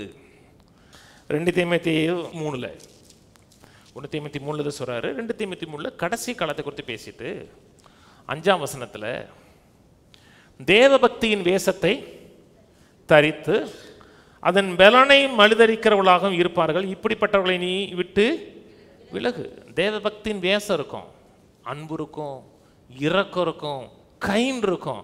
ஆனால் அதனுடைய பலன் இருக்காது. சிலுவையினுடைய பலன் இருக்காது, சிலுவையினுடைய உபதேசம் இருக்காது, விசுவாசத்தின் பலன் இருக்காது, சத்தியத்தின் பலன் இருக்காது. ஆனால் தேவ பக்தியின் வேஷம் இருக்கும், அன்பு இரக்கம் அதெல்லாம் இருக்கும். நெய் ஒழுக பேசுவான். சொல்ல நெய் ஒழுக பேசினாங்கம்மா, அன்பா பேசினா. ஆனால் வேஷம் அது கீழே. அதன் பலனை மறுதலிக்கிறவர்களாகவும் இருப்பார்கள், இப்படிப்பட்டவர்களை நீ விட்டு விலகு. பாவங்களால் நிறைந்து பற்பல இச்சைகளால் இருப்புண்டு எப்பொழுதும் கற்றாலும் ஒருபோதும் சத்தியத்தை அறிந்து உணராதவராக இருக்கிற பெண் பிள்ளைகளுடைய வீடுகளில் இப்படிப்பட்டவர்கள் நுழைந்து அவர்களை வசப்படுத்திக் கொள்றாங்க. பெண்கள் சத்தியத்தை கேட்குறாங்கன்னா அதை அறியாத பொழுது, அது குறித்த வெளிச்சம் இல்லாத பொழுது, இந்த தேவ பக்தியின் வேஷத்தை போடுகிற ஆட்கள் என்ன செய்வாங்கன்னா அவங்கள நயவஞ்சகமாக பேசி அவர்களை வசப்படுத்திக் கொள்வார்கள். உலகம் முழுவதும் பாருங்க, ஏமாற்றப்படுகிறவர்கள் 2 பேர் தான் ஏமாற்றப்படுகிறாங்க. ஒன்று முதல்ல பெண். மதத்தில் அதிகமாக இருக்கிறது பெண்ணா ஆனான்னு கேட்டால் பெண். இந்த செகுப்பு சேலை கட்டி போகிறான் பார்த்தீங்களா, அதுக்கு மேலே சொல்ல முடியாது. அதில் ஆண் போகிறாங்களா பெண் போகிறாங்களா? பெண். நீ கொஞ்சமாச்சு யோசிச்சிங்கன்னா அவன் யார், எப்படிப்பட்டவன், அவன் எங்கிருந்து வந்தான், அவனுடைய பின்னணியை பார்த்தீங்கன்னா காரி துப்புவீங்க. ஏன் வஞ்சிக்கப்படுகிறார்? இன்னொன்று யார் வஞ்சிக்கப்படுகிறான்னா யங்ஸ்டர்ஸ் வஞ்சிக்கப்படுவான். போய் விழுகிறான் பார்த்தீங்களா, எந்த விதமான சிந்தையும் இல்லாமல் விழுவான். 2 பேருக்கும் யோசிக்க தெரியாது. ரொம்ப பேர் ஃப்ரீடம்ங்கிறாங்க பார்த்தீங்களா. ஃப்ரீயாக இருக்கிறது நல்லதான், ஆனால் டம்மாக இருக்கக்கூடாதுல்ல. என்ன சொல்கிறது, ஃப்ரீ அவசியம்தான், ஆனால் ரொம்ப டம்மாக இருந்தீங்கன்னா கஷ்டம். ரொம்ப பேருக்கு ஃப்ரீடம்ங்கிற பேரில் புத்தீனமாக நடந்துக்கிறாங்க. கீழே அங்கே போப்பா 2:15. அப்படி இருந்தும் தெளிந்த புத்தியோடும் விசுவாசத்திலும் அன்பிலும் பரிசுத்தத்திலும் நிலை கொண்டிருந்தால் பிள்ளை பெற்றினாலே ரட்சிக்கப்படுவாள். கணவனுக்கு கீழ்ப்படுகிறாங்க, மரியாதை கொடுக்குறாங்கன்னா பிள்ளை பெற்றினாலே ரட்சிக்கப்படுவான்னா, பிள்ளை பெற்றா தான் ரட்சிக்கப்படுவான்னு சொல்லலை, அப்படி நினைக்காதீங்க. ரட்சிப்பு வந்து பிள்ளை பெறுதல் கிடையாது. பிள்ளை பெறுகிற காரியத்திலையும் பிள்ளை வளர்க்கிற காரியத்திலும் அவர்கள் விடுவிக்கப்படுவார்கள் அர்த்தம். ரட்சிக்கப்படுவான்னா அதில் விடுதலை ஆவார்கள். ஒரு சாபம் என்ன, நீ வேதனையோடு பிள்ளை பெப்ப சொன்னாரா, அதான சாபங்க. ஆனால் ஒரு மனைவி கணவனுடைய அதிகாரத்துக்கு உட்படுகிறாங்க, கிறிஸ்துவின் அதிகாரத்துக்கு உட்படுறாங்கன்னா உங்களுக்கு லேபர் பெயினே டோட்டலாக இருக்காதுன்னு சொல்ல, கொஞ்சமாக இருக்கும். லம்பான்னு கத்த மாட்டேங்கிறீங்க. ஏன்னா அதிலிருந்து விடுதலை ஆவீங்க. உங்களுக்கு பிள்ளை பிறக்கும். பிள்ளை பிறக்கிறது மட்டுமல்ல, அந்த பிள்ளை சத்தியத்தில் வளரக்கூடிய பிள்ளையாக இருக்கும். பிள்ளை பிறக்கிறது மட்டும் தாயுடைய வெற்றி இல்லைங்க. அந்த பிள்ளையை கத்தரைக்கேற்ற விதத்தில் வளர்த்து நிறுத்துறாங்க பார்த்தீங்களா, அதில் தான் உங்களுக்கு வெற்றி. நான் சொன்னது புரியுதுங்களாங்க. ஏவாள் பாவம் செஞ்சான், அதனுடைய விளைவு அவள் வாழ்க்கையை மட்டும் பிள்ளைகளுக்கு போச்சு. ஆனால் ஒரு பெண் கத்தருக்கு கீழ்ப்படுகிறா, தேவ பக்தி உள்ள கணவனுக்கு கீழ்ப்படுகிறான்னா பிள்ளை பெறுகிறதுலையும் விடுதலைக்கப்படுவாள், பிள்ளை வளர்க்கிறதுலையும் தேவ பக்திக்கு ஏற்ற விதத்தில் வளர்ந்து பிள்ளையை கத்தருக்கு நிப்பாட்டுவான், அதுலேயும் வெற்றி பெறுவாள். ஒரு பெண்ணுடைய கீழ்ப்படியாமைனாலே பாவம் வந்துச்சு, ஒரு பெண்ணுடைய கீழ்ப்படிதனாலே உலகத்துக்கு ரட்சிப்பு வந்துச்சு. கிறிஸ்து வந்தார். எனக்கு 2 பிள்ளைகள் பிறந்துச்சு. மொத்த பிள்ளை பிறக்கும்போது எங்கள் ஒய்ஃப் கொஞ்சம் லேபர் பெயின் இருந்துச்சு. அப்போல்லாம் நம்ம ட்ரூத்லாம் அவ்வளோ தெரியாது, விசுவாசம் தெரியும். இந்த சில காரியங்கள்லாம் கற்றுக்குறோம், போக போக வளர்கிறோம். அவனுக்கு லேபர் பெயின் அதிகமாக தான் இருந்துச்சு. நானும் கிட்டத்தட்ட 3.25 கிலோ இருந்தான். கரலை கட்ட மாதிரி பிறக்கும் போதே, அதனால் கொஞ்சம் பெயின் இருந்துச்சு. ஆனால் பிள்ளை பிறக்கிற பெயினை பார்க்கலும் பெண்களுக்கு எது பெரிய பெயின் தெரியுமா? பிள்ளை வளர்க்குறதாங்க. பிள்ளை இப்படி இருக்காங்களே கத்தருக்கு ஏற்ற விதத்தில் வளரணுமே, பிள்ளை கத்தரை ஹானர் பண்ணணுமே. நீங்கள் அந்த அதிகாரத்துக்கு உட்பட்டு கிறிஸ்துவுக்கு கீழ்ப்படுகிறீங்க, கணவனுக்கு கீழ்ப்படுங்கன்னு வந்தீங்கன்னா பிள்ளை உங்களை அதிகாரத்தை பார்த்து வளரும் பொழுது பிள்ளை வளர்க்கிறதுலையும் ரட்சிக்கப்படுவீங்க. உங்கள் பிள்ளைகள் எழுந்து ஒரு நாள் சொல்லுவாங்க, எங்கள் தாய் பாக்கியவதியும் சொல்லுவாங்க. அதாங்க ரட்சிப்பு, மெய்யான ரட்சிப்பு. ரட்சிப்புன்னா வெறும் பாவம் மட்டும் இல்லை, எல்லா ரீதியிலையும். அப்போ நீங்கள் கணவனுக்கு கீழ்ப்படுகிறது அடிமைத்தனம் இல்லை, அது ஒரு பெரிய லெகசியை ஏற்படுத்துது, ஒரு மரபை ஏற்படுத்தி கொடுக்குது. 1 பேதுரு போவோம். 1 பேதுரு 3. மரியாதை ரொம்ப முக்கியம், கனம் முக்கியம். ஊழியம் செய்கிறோம், கர்த்தருடைய நாமத்தை மையப்படுத்த ஊழியம் செய்கிறோம். ஊழியம் செய்கிறது அவ்வளோ ஈஸி கிடையாது. மக்களுக்காக எல்லாம் செய்வோம். மக்கள் நம்ம நிராகரிக்கும் பொழுது ஒரு வேதனை இருக்கும். இருக்குமா? கட்டாயம் இருக்கும். யாரையும் உங்களை நிராகரித்தாங்கன்னா வேதனை இருக்காதா? கட்டாயம் இருக்கும். ஆனால் இந்த வளர வளர அதை எப்படி டீல் பண்ணுகிறதுன்னு கற்றுக்கிட்டேன். மக்கள் நிராகரிக்கும் பொழுது அந்த காயத்துலேருந்து எப்படி வழியை வரதுன்னு கற்றுக்கிட்டேன். நீங்கள் ஓரளவுக்கு 30-40 வருஷம் இந்த உலகத்தில் இருக்கீங்கன்னா இந்த நிராகரிப்பை குறித்து உங்களுக்கு நல்லா தெரியும். தெரியுமா? எனக்கெல்லாம் 7ஆம் கிளாஸ்லேயே தெரியும். சின்ன வயசுலேயே நிராகரிக்கிறதுனா என்ன தெரியும், காயப்படுறதுனா எல்லாம் சின்ன வயசுல எனக்கு தெரியும். ஆனால் இப்போ போக போக அதை எப்படி அதுலேருந்து வெளியே வர்றது, அந்த காயத்துலேருந்து வெளியே வர்றதுன்னு தெரியும். உங்களையும் உங்கள் உறவினர்கள் நிராகரித்திருக்கலாம், நண்பர்கள் நிராகரித்திருக்கலாம். ஆனால் என் வாழ்க்கையில் பெரிய வெற்றி என்ன தெரியுமா? என் பொண்டாட்டி என்னை ஒரு நாள் கூட நிராகரிச்சது கிடையாது. என்னை ஒரு நாள் கூட அவமதிப்பாக எனக்கு முன்பாக நடந்ததே கிடையாது. என்னை டிஸ்ரெஸ்பெக்டாக, மரியாதை இல்லாமல் எனக்கு முன்பாக ஒரு நாள் கூட நடந்து கிடையாது. அப்போ பாஸ்டர் உங்களுக்கு முன்னாடி நடந்து கிடையாது, பின்னாடி நடந்து கிடையாது. இன்னைக்கு இருக்க மக்களுக்கு அது தெரியல. ஒரு கணவனுக்கு ரொம்ப முக்கியங்க ஒரு மனைவி கொடுக்கக்கூடிய ரெஸ்பெக்ட்டுங்க. எப்படி ரெஸ்பெக்ட் பண்ணுறாங்க. உலகத்தில் 1000 பேர் உன்னை காயப்படுத்திருக்கலாம். அம்மா காயப்படுத்திருக்கலாம், அப்பா காயப்படுத்திருக்கலாம், ரோட்டில் பேர மனுஷன் காயப்படுத்திருக்கலாம், நண்பர்கள் காயப்படுத்திருக்கலாம்.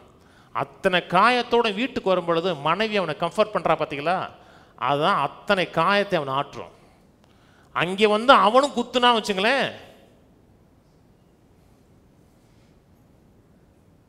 கஷ்டம். மனைவியோட ரோல் அவ்வளோ முக்கியம். 1 பேதுரு 3 1ஆம் வசனத்திலிருந்து, அப்படியே மனைவிகளை உங்கள் சொந்த புருஷருக்கு கீழ்ப்படிந்திருங்கள்.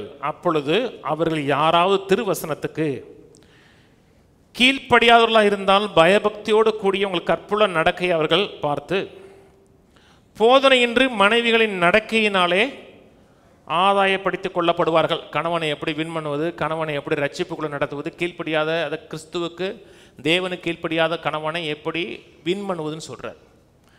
அவனை திட்டுறதுனால அவனை மாற மாட்டான், அவனை குற்றப்படுத்துறதுனால மாற மாட்டான். இல்லைங்க நான் அடிச்சிடலான்னு அடிச்சேப்பிட்டே வரனா மாற மாட்டான். நல்லா கவனிங்க, இந்த அடி வாங்கிறது பெண்கள் தான் நினச்சிக்கிறாங்க, ஆண்களும் அடி வாங்கியிருக்காங்க. ஒருத்தர்லாம் ஒரு நாள் வீட்டுக்குள்ளே போகும்போது அந்த அம்மா அவரை தலையில் சுவத்தில் வச்சு அடிக்குது அப்படியே. ஆனால் அவன் திருந்தலை, இது வரைக்கும் அப்படித்தான் இருக்கான். அப்படிப்பட்ட ஆள் எதை பற்றியும் கவலைப்பட மாட்டாங்க. அவனை அடிக்குது, அப்படி செவத்தில் வச்சு முட்டுது, திருந்த மாட்டான். நீங்கள் என்ன திட்டுனாலும் குற்றப்படுத்தினாலும் அடித்தாலும் மாற மாட்டான். ஒரு கணவனை மாற்றுகிறது என்றால் உங்களுடைய கேரக்டர், போதனையின்றி நீங்கள் நடத்தக்கூடிய நடக்கை, நீங்கள் கற்புள்ள நடக்கைங்கிறாரு 1ஆம் வசனம். அவர்களில் யாராவது திருவசனத்துக்கு கீழ்ப்படியாதவர்களாக இருந்தால் பயபக்தியோடு கூடிய உங்களுடைய கற்புள்ள நடக்கைங்கிறார். கற்புள்ள நடக்கைன்னு சொல்லும் பொழுது ஜுவல்லரி போடக்கூடாது, ட்ரெஸ்ஸு போடக்கூடாது அப்படி சொல்லலை. ஒரு கணவனை ரட்சிப்புக்குள்ளே நடத்துகிறது உங்களுக்கு ட்ரெஸ் கிடையாதுங்க. உங்களோட 24 மணி நேரம் உங்களை பார்க்குறவன், அந்த ட்ரெஸ்ஸு போடுறதுக்கு மாதிரி நைட்டியில் உங்களை பார்த்தவன். நான் சொன்னது புரியுதுங்களா? அதனால் நீங்கள் உங்கள் அழகு என்னன்னு தெரியும். நீங்கள் எவ்வளோ அழகாக இருந்தால் கூட இல்லைங்க நான் ட்ரெஸ்ஸு நைட்டியில் கூட அழகாக இருப்பேன், இருட்டு போங்க. நீங்கள் சிகப்பு கிளியப்பட்டாவாக இருந்தால் கூட உங்கள் அழகை பார்த்து உங்கள் வீட்டுக்காரன் மாற மாட்டான், மற்றவன் மாறுவான். வீட்டுக்காரன் மாறுவது என்னதென்றால் உங்களுடைய கேரக்டர், உங்களுடைய நடத்தை, கற்புள்ள நடத்தை. அந்த கணவனுக்கு கீழ்ப்படியக்கூடிய சாந்தமும் அமைதலும் உள்ள ஆவி, இருதயத்தில் இருந்திருக்கிற கேரக்டர். நான் சொன்னது புரியுதுங்களா? பெண்ணுக்கு ரொம்ப முக்கியம். இன்னைக்கு பெண்களை புலகம் எப்படி பார்க்குதுன்னா, அந்த புறம்பான அழகை மட்டும் பார்க்குது, ரிசப்ஷனிஸ்டாக வைக்குது. ஏன்? பெண் வந்து வெறும் அழகுக்கு மட்டும்தான். பெண்ணுக்கு புத்தி கூர்மை இருக்குங்க. பொண்ணுக்கு சில இடத்துல பெண்கள் அவ்வளோ ஷார்ப்பாக இருப்பாங்க. அந்த புறம்பை காட்டிலும் உள்ள இருக்கணும் அறிவு, இவையெல்லாம் பயன்படுத்தணும். பெண்களும் சரி, புற அழுகை மட்டுமே மேக்கப் இல்லாமல் உள்ள இருக்கிற அந்த கேரக்டர், அந்த உள்ளான மனிதனை எடுத்து எவ்வாறு மனதில் போடுவதுன்னு பார்க்கணும். உள்ள இருக்க கேரக்டர் தூக்கி எப்படி மனதில் வைப்பது, எப்படி சிந்திப்பது, தேவ பக்திக்கு ஏற்ற விதத்தில் எப்படி நடப்பது, இந்த கேரக்டரை தூக்கி மனதில் கொண்டு வரணும். நான் சொன்னது புரியுதுங்களா? பசங்களும் பொண்ணு பார்க்க போனாங்கன்னா எதை பார்க்குறாங்கன்னா, பொண்ணு அழகாக இருக்கான்னு தான் பார்க்குறாங்க. தப்பு இல்லை, அழகை மட்டும்தான் பார்த்து கல்யாணம் பண்ணுறீங்கன்னா அவங்க அம்மாவையும் மாற்றுங்க. ஒரு முறை 30 வருஷம் கழிச்சு இந்த பொண்ணு அப்படி தான் மாறுவா. இல்லை அம்மா நல்லா இருக்கான்னா பாட்டியும் பாரு, 60 வயசில் இந்த பொண்ணு அப்படித்தான் இருப்பா. சொல்கிறது புரியுதுங்களா? நீங்கள் எதை பார்த்து கல்யாணம் பண்ணுறீங்க? அழகை மட்டும் பார்த்தீங்கன்னா அது மாறக்கூடியது. அப்போ பாஸ்டர் அப்படி தான் மாறுமா? இல்லை இல்லை, நீங்கள் கர்த்தருக்கு கீழ்ப்படைந்து கணவனுக்கு மரியாதை கொடுத்தீங்கன்னா உள்ளையும் புறம்பையும் அழகாக மாறுவீங்க. நீங்கள் உள்ள இல்லைங்க, வெளியும் அழகாக மாறுவீங்க. எனக்கு பின்னாடி உதாரணம் சொல்கிறார், சாரால் சொல்கிறார். சாரால் 90 வயசில் அழகாக இருந்தாங்க தெரியுமா? 90 வயசில் அழகாக இருந்தால, 90 வயசில் ஒரு ராஜா சாரால கல்யாணம் பண்ணினா. ராஜாங்க அவன். அப்படின்னா அவள் 90 வயசில் அந்த அளவுக்கு பியூட்டியாக இருந்திருக்கா. அப்போ எங்கே இருக்கிறது ஆரம்பிக்கிறது? கேரக்டர் ஆரம்பிக்கிறது. நல்ல கேரக்டர் நல்லா இருந்தாவே உங்களுக்கு அட்ராக்ஷன் இருக்குங்க. ஒரு இணக்கம், ஒரு கவர்ச்சி இருக்கும். முதல்ல முக்கியம் என்னென்னா, வெளியே வேலை செய்யாதீங்க, செஞ்சுக்குங்க, ஆனால் உள்ள வேலை செய்யுங்க. இது என்எல்டியில் போடுங்க. நல்ல ட்ரெஸ்ஸு போடக்கூடாதுன்னு சொல்லலைங்க, நல்ல ட்ரெஸ்ஸு போடுங்க, அதெல்லாம் போட்டுக்குங்க. ஆரம்பத்தில் சொன்ன மாதிரி ஜீன்ஸ் போனால் ஜீன்ஸ் போட்டுக்கோங்க. வீட்டுக்காரருக்கு பிடிச்சின்னா போட்டுக்குங்க, வீட்டுக்காரருக்கு பிடிக்கலன்னா போடாதீங்க. புரியுதுங்களா? வீட்டுக்காரங்க ஜீன்ஸுக்கு எனக்கு பிடிக்குங்க, வீட்டுக்காரர் பிடிக்காது, பரவாயில்ல, அவருக்கு பிடிக்கிற மாதிரி போடுங்க. இல்லை பாஸ்டர் ஆம்பளை ட்ரெஸ்ஸு பொம்பளை போடக்கூடாது, பொம்பளை ட்ரெஸ்ஸு ஆம்பளை போடக்கூடாதுன்னு சொல்லியிருக்கு. அது எதுக்கு சொல்லியிருக்குன்னா, உங்களுடைய இந்த ஜெண்டர் ஐடென்டிட்டி மாறிடக்கூடாது. இந்த ஸ்காட்லாந்து போயிருக்கீங்களா? ஸ்காட்லாண்டுன்னு ஒன்று தேசம் இருக்குது தெரியுமா? ஸ்காட்டிஷ் ட்ரெஸ்ஸு பார்த்துருக்கீங்களா? 2 பேருமே பாவாடை தான் போட்டிருப்பாங்க. பார்த்து இல்லையா? ஸ்காட்டிஷ் ட்ரெஸ்ஸு பாருங்கள், ஆம்பளையும் பாவாடை தான் கட்டியிருப்பான், பொம்பளையும் பாவாடை தான் கட்டியிருப்பா. இப்போ அந்த வசனம் பொருந்தாதுல்ல? நீங்கள் வசனத்தை வந்து கல்ச்சரில் கொண்டு வரக்கூடாது. அங்கே சொல்கிறது என்னென்னா, நீங்கள் போகிற ட்ரெஸ்ஸு வந்து ஜெண்டர் ஐடென்டிட்டியை, ஆணுடைய ஐடென்டிட்டியை மறந்துடக்கூடாது. லேடிஸ் ஜீன்ஸ் வேறு, ஜென்ஸ் ஜீன்ஸ் வேறு. உண்மை தானே? நான் கேட்டு தான் சொல்கிறேங்க. அப்போ வந்து ஆண் ட்ரெஸ்ஸை பெண் போடலை, பெண் ட்ரெஸ்ஸை ஆண் போடலை, பிடிச்சா போட்டுக்குங்க. ஆனால் அது முக்கியம் அல்ல, உள்ளே இருக்கிற கேரக்டர். 1 பேதுரு 3 தமிழில் வாசிக்கிறேன். அப்படியே சாராள் ஆபிரகாமை ஆண்டவன் என்று சொல்லி அவனுக்கு கீழ்ப்படிந்திருந்தால், நீங்கள் நன்மை செய்து ஒரு ஆபத்துக்கும் பயப்படாத இருந்தீர்களானால் அவளுக்கு. வேதத்தில் எத்தனை பெண்கள் இருக்காங்க? கற்புள்ள பெண்கள், குணசாலியான பெண்கள் இருக்காங்க. ஆனால் வேதம் கீழ்ப்படிதலை குறித்து பேசும்போது எதை குறித்து பேசுகிறாருன்னா, சாராளை தான் சொல்கிறாங்க. ஏன்னா சாராள் தான் வயசான காலத்தில் அழகாக இருந்தவங்க. நீங்கள் அழகாக இருக்கணும், விரும்பப்படத்தக்க ரூபம் இருந்தது என்றால் உங்கள் கணவனை ஆண்டவன் என்று உள்ளத்தில் ரெஸ்பெக்ட் பண்ணுங்க. வெளியே சொல்ல வேணாம். ஒரு நாள் கூட வேதத்தில் சாராள் தன் கணவனை ஆண்டவன் என்று சொன்னான்னு சொல்லவே இல்லை. இருதயத்தில் சொன்னான். இந்த வயசான காலத்தில் என் ஆண்டவரோடு எனக்கு இன்பம் உண்டாயிருக்கும்னு இருதயத்தில் சொன்னான். இருதயத்தில் ரெஸ்பெக்ட் பண்ணுங்க. அப்படி சொல்லிட்டு இந்த என்எல்டியில் போடு. பயப்படாது இருந்தீர்களானால் அவளுக்கு பிள்ளைகளாக இருப்பீர்கள் இருக்கு. வாசிங்க. For instance, Sarah obeyed her husband Abraham and called him master. You are her daughters when you do what is right without fear of what your husbands might do. தமிழில் சொல்கிறேன். அப்படியே சாராள் தன் கணவன் ஆபிரகாமுக்கு கீழ்ப்படிந்து அவனை ஆண்டவனே மாஸ்டர்ன்னு சொன்னால், நீங்கள் அவளுக்கு பிள்ளையாக இருந்து அப்படியே செஞ்சீங்கன்னா உங்கள் கணவன் என்ன செய்வானோ என்று பயப்பட வேண்டிய அவசியம் கிடையாதுங்கிறார். சரி, மக்கள் சொல்கிறாங்க இல்லையா, ரொம்ப மரியாதை கொடுத்தோம்னா அவர் தலையில் ஏறி ஆடிடுவார் அப்படிங்கிறாங்க இல்லையா. நீங்கள் கரெக்டாக மரியாதை கொடுத்தீங்கன்னா தலையெல்லாம் ஏற மாட்டாங்க, உங்களை கீழ்ப்படுத்த மாட்டாங்க. நீங்கள் கரெக்டாக ரெஸ்பெக்ட் கொடுத்து வந்தீங்கன்னா உங்களுக்குள்ள ஒரு பாண்டிங் ஏற்பட்டே இருக்கும், ஒரு பாண்டிங் இருக்கும், ஒரு இணக்கம் இருக்கும். குடும்ப உறவில் கணவன் மனைவி இடையே சண்டையும் சச்சரவும் இருக்காது. நீதிமொழி 31 வாங்க. நீதிமொழி 31 ஒரு குணசாலியான ஸ்திரியை குறித்து பேசுது. 31:10 குணசாலியான ஸ்திரியை கண்டுபிடிப்பவன் யார்? அவருடைய விலை முத்துக்களை பார்க்கலும் உயர்ந்தது. அவருடைய முத்துக்களை பார்க்கலும் உயர்ந்தது. இந்த குணசாலின்னு சொல்கிறோம் இல்லையா, குணசாலின்னு சொல்லும் பொழுது 2 வார்த்தையை ஸ்ட்ராங் யூஸ் பண்ணுறாங்க. ஒன்று எஃபிஷியன்ட் லேடி. எஃபிஷியன்ட்னா திறமசாலி, அதே நேரத்தில் அறிவாளி. எஃபிஷியன்ட் லேடி, ஒரு எஃபிஷியன்ட் லேடியை கண்டுபிடிப்பவன் யார்? அப்புறம் சொல்கிறது இன்னொரு காரியம், எபிலிட்டிங்கிற வார்த்தை யூஸ் பண்ணுறாங்க. எபிலிட்டினா கேபபிள், ஒரு காரியத்தை செய்து நிறைவேற்றக்கூடிய ஆற்றல் உள்ள லேடி. ஒரு குணசாலியான ஸ்திரி, கவனிங்க, ஒரு குணசாலியான ஸ்திரி, ஒரு எஃபிஷியன்ட் லேடி, ஒரு அறிவாளியான லேடி ஈஸியாக காயப்பட மாட்டாங்க.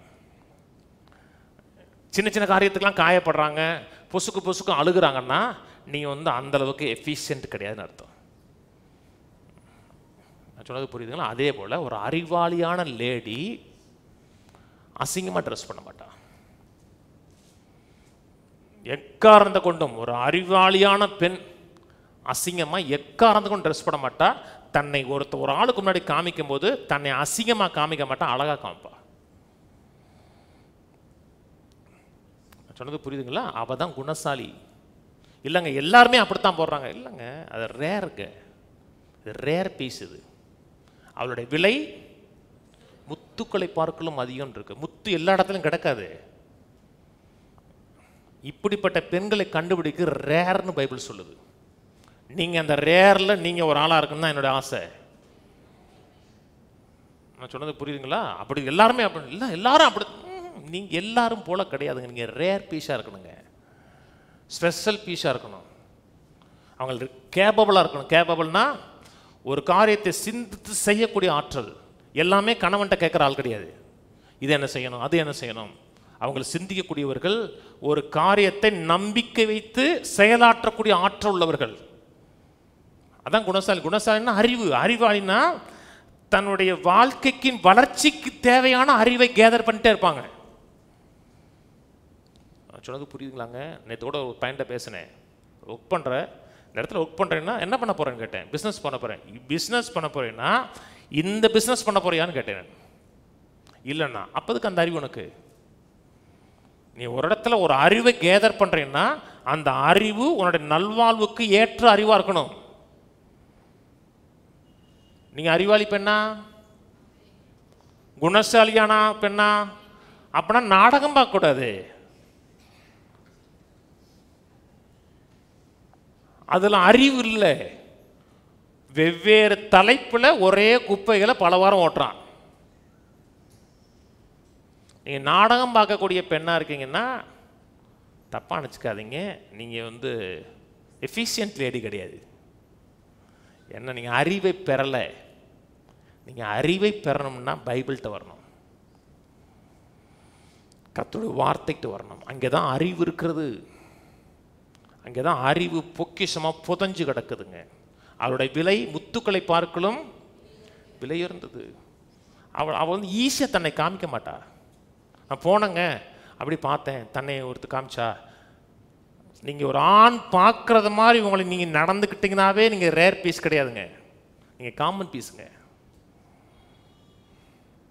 நீங்கள் இருக்க பெண்கள்கிட்ட சொல்லிக் கொடுக்கணும். நான் உங்களுக்கு கல்யாணம் முடிச்சவங்க சொல்லலை, கல்யாணம் முடியாத பெண்களுக்கு சொல்கிறேன். உங்களை கண்டுபிடிப்பது ரேராக இருக்கணும். உங்களை எங்கே கண்டுபிடிக்கணும்னா அவள் எங்கே இருப்பான்னா கர்த்தருடைய சமூகத்தில் தான் இருப்பாள். கத்தரை தேடுறவளப்பா. அவளை கண்டுபிடிக்கணும்னா அவன் எங்கே போனோம்னா கத்தட்ட போனவன். கத்தட்ட போய் கத்தரோட உறவுல இருந்தான்னா அங்கே கண்டுபிடிக்கலாம். அவன் ஒரு நாளும் ஈஸியாக 4 பேர் தன்னை பார்க்க வேண்டும், குறிப்பாக ஆப்போசிட்ஸ் பார்க்க வேண்டும் என்று தன்னை ஷோ பண்ண மாட்டா. ஷோ பண்ணால் அது வந்து எஃபிஷியன்ட் லேடி கிடையாது, குணசாலியான ஸ்திரீ கிடையாது. சொன்னது புரியுதுங்களா? இன்னைக்கு அப்படி இருக்கு. நீங்கள் போகிறீங்க, ஒரு முத்து வெளியே கிடந்துச்சு, ஒரு வைரம் வெளியே கிடந்துச்சுன்னு அப்படி பார்க்க முடியாது. அதை கண்டுபிடிக்கிறதுக்கு நீங்கள் ஆழ்கடலுக்குள்ளே போகணும். ஒரு வைரத்தை கண்டுபிடிக்கிறதுக்கு ரொம்ப நோண்டி போகணும். எந்த குடும்பத்திலும் பெண் பிறக்கலாங்க, அப்பா சரியில்லை அம்மா சரியில்லை. கேரக்டர் வந்து பிறப்பில் வருவது கிடையாது, கேரக்டர் வந்து வளர்ப்பில் வருது. உங்களை எப்படி வளர்த்துக்கிறீங்க? எங்கள் அப்பா சரியில்லை அம்மா சரியில்லை அது விட்டுருங்க. சாக்கடைக்குள்ள கூட தங்கத்தை கெடுக்கலாம், முத்துக்கள் எடுக்கலாம். அங்கே போய் நீங்கள் எப்படி வளர்க்குறீங்க, உங்களை எப்படி காமிக்கிறீங்க, அப்படி இந்த கேரக்டர் ஒரு நாள் வளராதுங்க, பல நாட்கள் ஆகும். எவ்வளோ ப்ரெஷர் மத்தியில் தான் ஒரு வைரம் உருவாகுது. எத்தனையோ ப்ரெஷருங்க, குடும்பத்தில் ப்ரெஷர், அப்பா சரியில்லை அம்மா சரியில்லை. அந்த குடும்பத்திலே கத்தரை தேடி நீங்கள் வந்தீங்க வச்சுங்களேன், நீங்கள் முத்து மாதிரி. உங்களுடைய விலை முத்துக்களை பார்க்கலும் ரொம்ப விலையேறப்பட்டது. கணவனுக்கு ஏற்ற நேரத்தில் உங்களை அட்வைஸ் பண்ணி கொடுக்க முடியும். பெண்ணோட அட்வைஸ் ரொம்ப முக்கியங்க. சரியான ஞானமுள்ள பெண்கள் ஆண்களை சரியான விதத்தில் கைட் பண்ணுறாங்க தெரியுமா? அதனால தான் பார்த்த உடனே பளபளப்பாக இருந்துச்சுன்னு கல்யாணம் பண்ணக்கூடாது.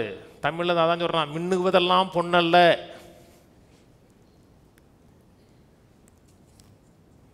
மூக்கு நல்லா இருந்துச்சுங்க, மொழி நல்லா இருந்துச்சுங்க, அவளுக்கு உதடு நல்லா இருந்துச்சுங்க, அவர் உதட்டின் கீழே விஷம் இருக்குன்னு பைபிள் சொல்லுது. பைபிள் சொல்லுது. அதை தாண்டி பாருங்க, உள்ள இருக்க கேரக்டரை பாருங்க. அதாங்க குணசாலியான ஸ்திரீ. அப்படித்தான் ஒவ்வொரு பெண்ணும் இருக்கணும். இன்னைக்கு இல்லை, அது வளரும், வளர்ச்சி அடைகிறதான் கேரக்டர். 31 ஈஸியாக இருக்குது, எல்லா இடத்துலையும் ரேராக இருக்கணும். புரியுதுங்களா? சில இடத்துல பெண்கள் வந்து ஒரு ஆண் பார்க்கறதுக்காக முடியும் இங்கிட்டு தூக்கி போடுவா அங்கிட்டு தூக்கி போடுவா. நான் பார்த்துருக்கேன். அது காமிச்சதுனால பார்க்கல, என்ன நடக்குதுன்னு பார்க்குறேன். அதெல்லாம் லூஸு. நீங்கள் லூஸாக இருக்கக்கூடாது, எஃபிஷியண்ட்டாக இருக்கணும். உங்களை கண்டுபிடிக்கிறது அவ்வளோ கஷ்டமாக இருக்கணும். புரியுதுங்களா? குணசாலியான ஸ்திரீ இப்படி கண்ட இடத்த சுற்றி தெரியாது, ரோட்டில் உட்காந்து வாசப்படியில் உட்காந்து பேசிகிட்டு இருக்காது. என்ன அதுக்கு நேரம் கிடையாது. அதுக்கு நல்லா கவனிங்க, யாரையுமே குற்றப்படுத்தலைங்க. நீங்கள் உங்களை வளர்ச்சி சமுதாயத்துக்கு உங்களை காமிக்கணும் நல்லதா. 11ஆம் வசனம், அவள் புருஷனுடைய இருதயம் அவளை நம்பும், அவன் சம்பத்து குறையாது. அவளை நம்புவான், ட்ரஸ்ட் பண்ணுவான். எங்கே போனாலும் அவள் ட்ரெஸ்ஸு அவனை நம்ப வைக்கும். ஒரு இடத்துக்கு போனான்னா தன் மனைவி வேவு பார்க்க வேண்டிய அவசியம் கிடையாது. எங்கே போகிறா வேவு பார்க்க வேண்டிய அவசியம் கிடையாது, கம்ப்ளீட்டாக நம்புவான் அவன். என் மனைவியை 100க்கு 200% நம்புவேன் நான். ஏன்னா அவள் யாருன்னு எனக்கு தெரியும். எனக்கு அவள் போட ட்ரெஸ்ஸு, அவள் வாழ்க்கை எல்லாம் கணவன் ட்ரஸ்ட் பண்ணணும். தன்னை ஒரு இடத்துக்கு போனோன்னா தன்னை அவமானப்படுத்துறவளா இருக்க மாட்டா. அவனுடைய இருதயம் அவளை நம்பும், அவன் சம்பத்து குறையாதுன்னா ஆம்பிளிஃபைட் கோயில் போடு. The heart of her husband trusts in her confidently and relies on and believes in her securely, so that he has no lack of honest gain or need of dishonest foil. அதாவது அவனுடைய சொத்து குறையாது. அவள் கொடுக்குற ப்ரெஷரில் அவன் கொள்ளை அடித்து சம்பாதிக்க வேண்டிய அவசியம் இருக்காது. சில இடத்துல இதை வாங்கி கொடு அதை வாங்கி கொடு இப்படி வாங்கி கொடு அப்படி வாங்கி கொடு நச்சரிப்பாங்க தெரியுமா? அவன் வாங்கிட்டான் நீ எப்போ வாங்குவ நீ அதனால் அவன் வந்து வெளியே போய் திருடி டிஸ்ஆனஸ்டாக பொருளை சம்பாதிக்க வேண்டிய அவசியம் கிடையாது. அவனுடைய இருதயம் அவனை நம்பும். அடுத்த வசனம் அதோட முடிப்போம். 12, அவள் உயிரோடு இருக்கும் நாளெல்லாம் அவனுக்கு தீமை அல்ல. நன்மையை செய்கிறா. அவள் இருக்கிற நாள் முதற்கூட தன் கணவனுக்கு ஒரு தீமை செய்ய மாட்டான், நன்மை மட்டும் செய்வா. அதாங்க. அது மட்டும் இல்லைங்க, நீங்களும் உயிரோடு இருக்கிற நாளெல்லாம் உங்கள் மனைவிக்கு தீமை இல்லை, நன்மை மட்டும் தான் செய்யணும். கல்யாணம் முடிஞ்ச உடனே, நேற்று கூட நடந்த கூட கல்யாணம் முடிஞ்ச உடனே கேக் வெட்டுறாங்க தெரியுமா? கிறிஸ்தவ கல்யாணத்தில் எதுக்கு வெட்டுறாங்க? அப்போ தானே கேக்கு கடை ஓடுமா? எதுக்கு கேக்கு? பொதுவான ஒன்று சொல்லுவாங்க, நானும் பார்ப்பேன், ஏதாச்சும் வேணான்னு சொல்லுவான்னு ஒரு இடத்துல சொல்ல மாட்டாங்க. இப்போ மணமக்கள் ஸ்வீட்டோடு ஆரம்பிப்பார்கள் இருப்பாங்க. ஸ்வீட்டோடு ஆரம்பிக்கணும்னா நீங்கள் மைசூர் பாக்கு தான் வாங்கி கொடுக்கணும். கேக் வந்து அவ்வளோ ஸ்வீட்டாக இருக்காது, ஒரு மாடரேட்டாக தான் இருக்கும். ஏன் கேக்குங்கிறது ஃபாரின்லேருந்து வந்த கல்ச்சர் அது, அதனால் கேக்கு. இந்த கேக் வெட்டுறது இதெல்லாம் வந்து இந்தியன் கல்ச்சர் கிடையாது, ஃபாரின் கல்ச்சர். நம்ம ஊர் கல்ச்சர் என்னென்னா பிரியாணி ஊட்டுவாங்க தெரியுமா? ஃபோட்டோக்காரன் சொல்ல தெரியுமா? மறந்துருச்சா? இல்லாட்டி சாம்பார் ஊற்றுனீங்க, சாம்பார் ஒட்ட ஃபோட்டோ எடுப்பேன் தெரியுமா? ஒட்டு இல்லையா? ஏன் ஒருத்தன் சாப்பாடை ஒருத்தன் சாப்பிட்றாங்க? ஒரு உடன்படிக்கையில் ரொம்ப முக்கியம், சோறு பரிமாறப்படணும். அதனால தான் நம்ம எடுக்கிற கர்த்தருடைய பந்தி, உணவு வந்து பரிமாறப்படணும். ஒருவருடைய உணவை ஒருவர் சாப்பிட்றாங்கன்னா 2 பேரும் எந்த காலத்திலையும் ஒருவருக்கு ஒருவர் தீமை செய்யக்கூடாது. தீமை செஞ்சுட்டா உயிரோடு இருக்கக்கூடாது. அதான் கவனன்ட். அவர் உயிரோடு இருக்கிற நாளெல்லாம் அவனுக்கு தீமை இல்லை, நன்மை மட்டும்தான் செய்வார். ஒவ்வொரு செயல் பேச்சு அத்தனையும் அவனுக்கு நன்மை பயக்கக்கூடிய ரீதியில் தான் இருக்கும். அதான் குணசாலியான ஸ்திரீ. இந்த ரெஸ்பெக்டை கொடுத்து 3 காரியம் சொல்லி முடிச்சிடறேன். ரெஸ்பெக்ட் சொல்லும் பொழுது எந்த ஒரு காலகட்டத்திலையும் அவனுடைய அதிகாரத்தை மட்டம் தட்டக்கூடாது. ஒரு பெண் ஆணுக்கு இருக்கிற அதிகாரத்தை மட்டம் தட்டி கீழே பேசக்கூடாது. அதிகாரம் செலுத்துகிறார், பிள்ளைகளை வளர்க்குறார், செவ்வாய்ப்படுத்துகிறாருன்னா நீங்கள் நடுவில் புகுந்து உங்களுக்கு ஒன்றும் தெரியாது சும்மா இருங்க அப்படி சொல்லவே கூடாது. என் பிள்ளைகளை நான் வளர்க்குறேன், 2 பேரும் நான் சொன்னோம்னா மாற்றி பேச மாட்டாங்க. திட்டிருக்கேன், ஏற்று பேச மாட்டாங்க. ஏன் பேசுகிறாங்க தெரியுமா? ஒரு நாள் கூட இவங்களுக்கு முன்னாடி என் மனைவி என்னை விட்டு கொடுத்து கிடையாது. மனைவி பிள்ளைகளை திட்டும் போது, பிள்ளைகளை சரிப்படுத்தும் பொழுது சும்மா இருங்க, பிள்ளைகள் என்ன பெருசாக தப்புன்ட்டாங்க, எப்போ பார்த்தாலும் பிள்ளைகள் இருந்தால் பிள்ளை வந்து இப்படியே திட்டிகிட்டே இருந்தோம்னா பிள்ளைகள் சாப்பிட்ற சாப்பாடு உடம்புல ஒட்டாது தெரியுமா? அதெல்லாம் பேசுவாங்க. திட்டுறதுக்கும் ஒட்டுறதுக்கும் என்ன சம்மந்தம் இருக்குது? என் பிள்ளைகள் எந்த காலகட்டத்தில்ங்க என் மனைவி எனக்கு முன்பாக என்னை அவமரித்து பேசுறது கிடையாது. பிரசங்கம் பண்ணியிருக்கேன். சிலதை நான் சொல்லுவேன், எனக்கு சரியாக பண்ணலை அப்படின்னா கூட, இல்லை நல்லா தான் பண்ணீங்க, உங்களுக்கு அப்படி இருக்கும்பா, நீங்கள் நல்லா தான் பண்ணீங்க. அவள் அப்படி சொல்லுவா, ஆமாம் நீங்கள் என்னத்தை பண்ணி கழிச்சிங்க அப்படி சொல்ல மாட்டா. நான் பண்ணலைன்னா கூட, இல்லை நீங்கள் நல்லா தான் பண்ணீங்க, உங்களுக்கு ஒரு மாதிரியாக இருக்கும்பா. அதான் மனைவி. மனைவி எந்த காலகட்டத்திலும் இந்த கணவனை மட்டம் தட்ட மாட்டா, மட்டம் தட்டி அவனை கீழே கொண்டு வர நினைக்க மாட்டா. 2வது காரியம், மரியாதை கொடுக்கறதில்ல. தன்னுடைய உறவினருக்கு முன்பாக, தன்னுடைய நண்பர்களுக்கு முன்பாக அவனை வந்து அன்கவர் பண்ண மாட்டான். அவனுடைய கேரக்டரை வெளியே சொல்ல மாட்டான். நல்லா கவனிங்க, ஒரு ஆண் தன்னுடைய கேரக்டரை ஈஸியாக கொண்டு வர வெளியே சொல்ல மாட்டான் தெரியுமா? உங்களை பற்றி உங்கள் மனைவிக்கு எல்லாமே தெரியுமா?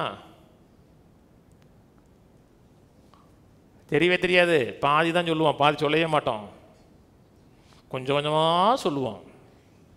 கொஞ்சம் கொஞ்சமாக காலம் ஆக ஆக அந்த வளர்ச்சியை வர வர வர கொஞ்சம் கொஞ்சமாக நம்மளை அவர் ரிலீஸ் பண்ணுவோம்.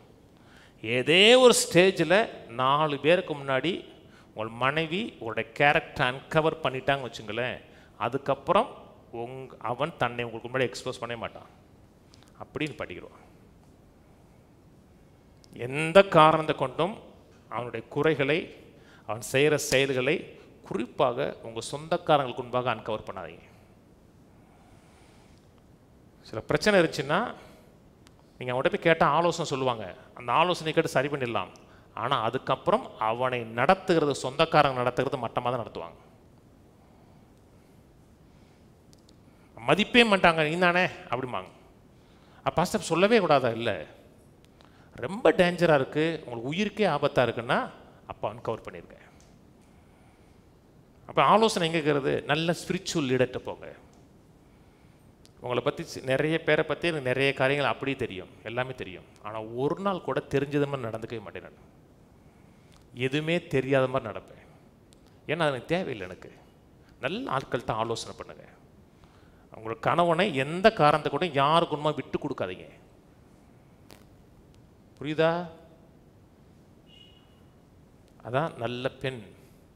அவனுடைய இருதயம் அவளை நம்பும். ஒரு இடத்துக்கு போயிட்டானே என்ன சொல்லிட்டு வராளோ, எது சொல்லிட்டு வராளோ அப்படின்னு அவன் இருக்க வேண்டிய அவசியம் கிடையாது.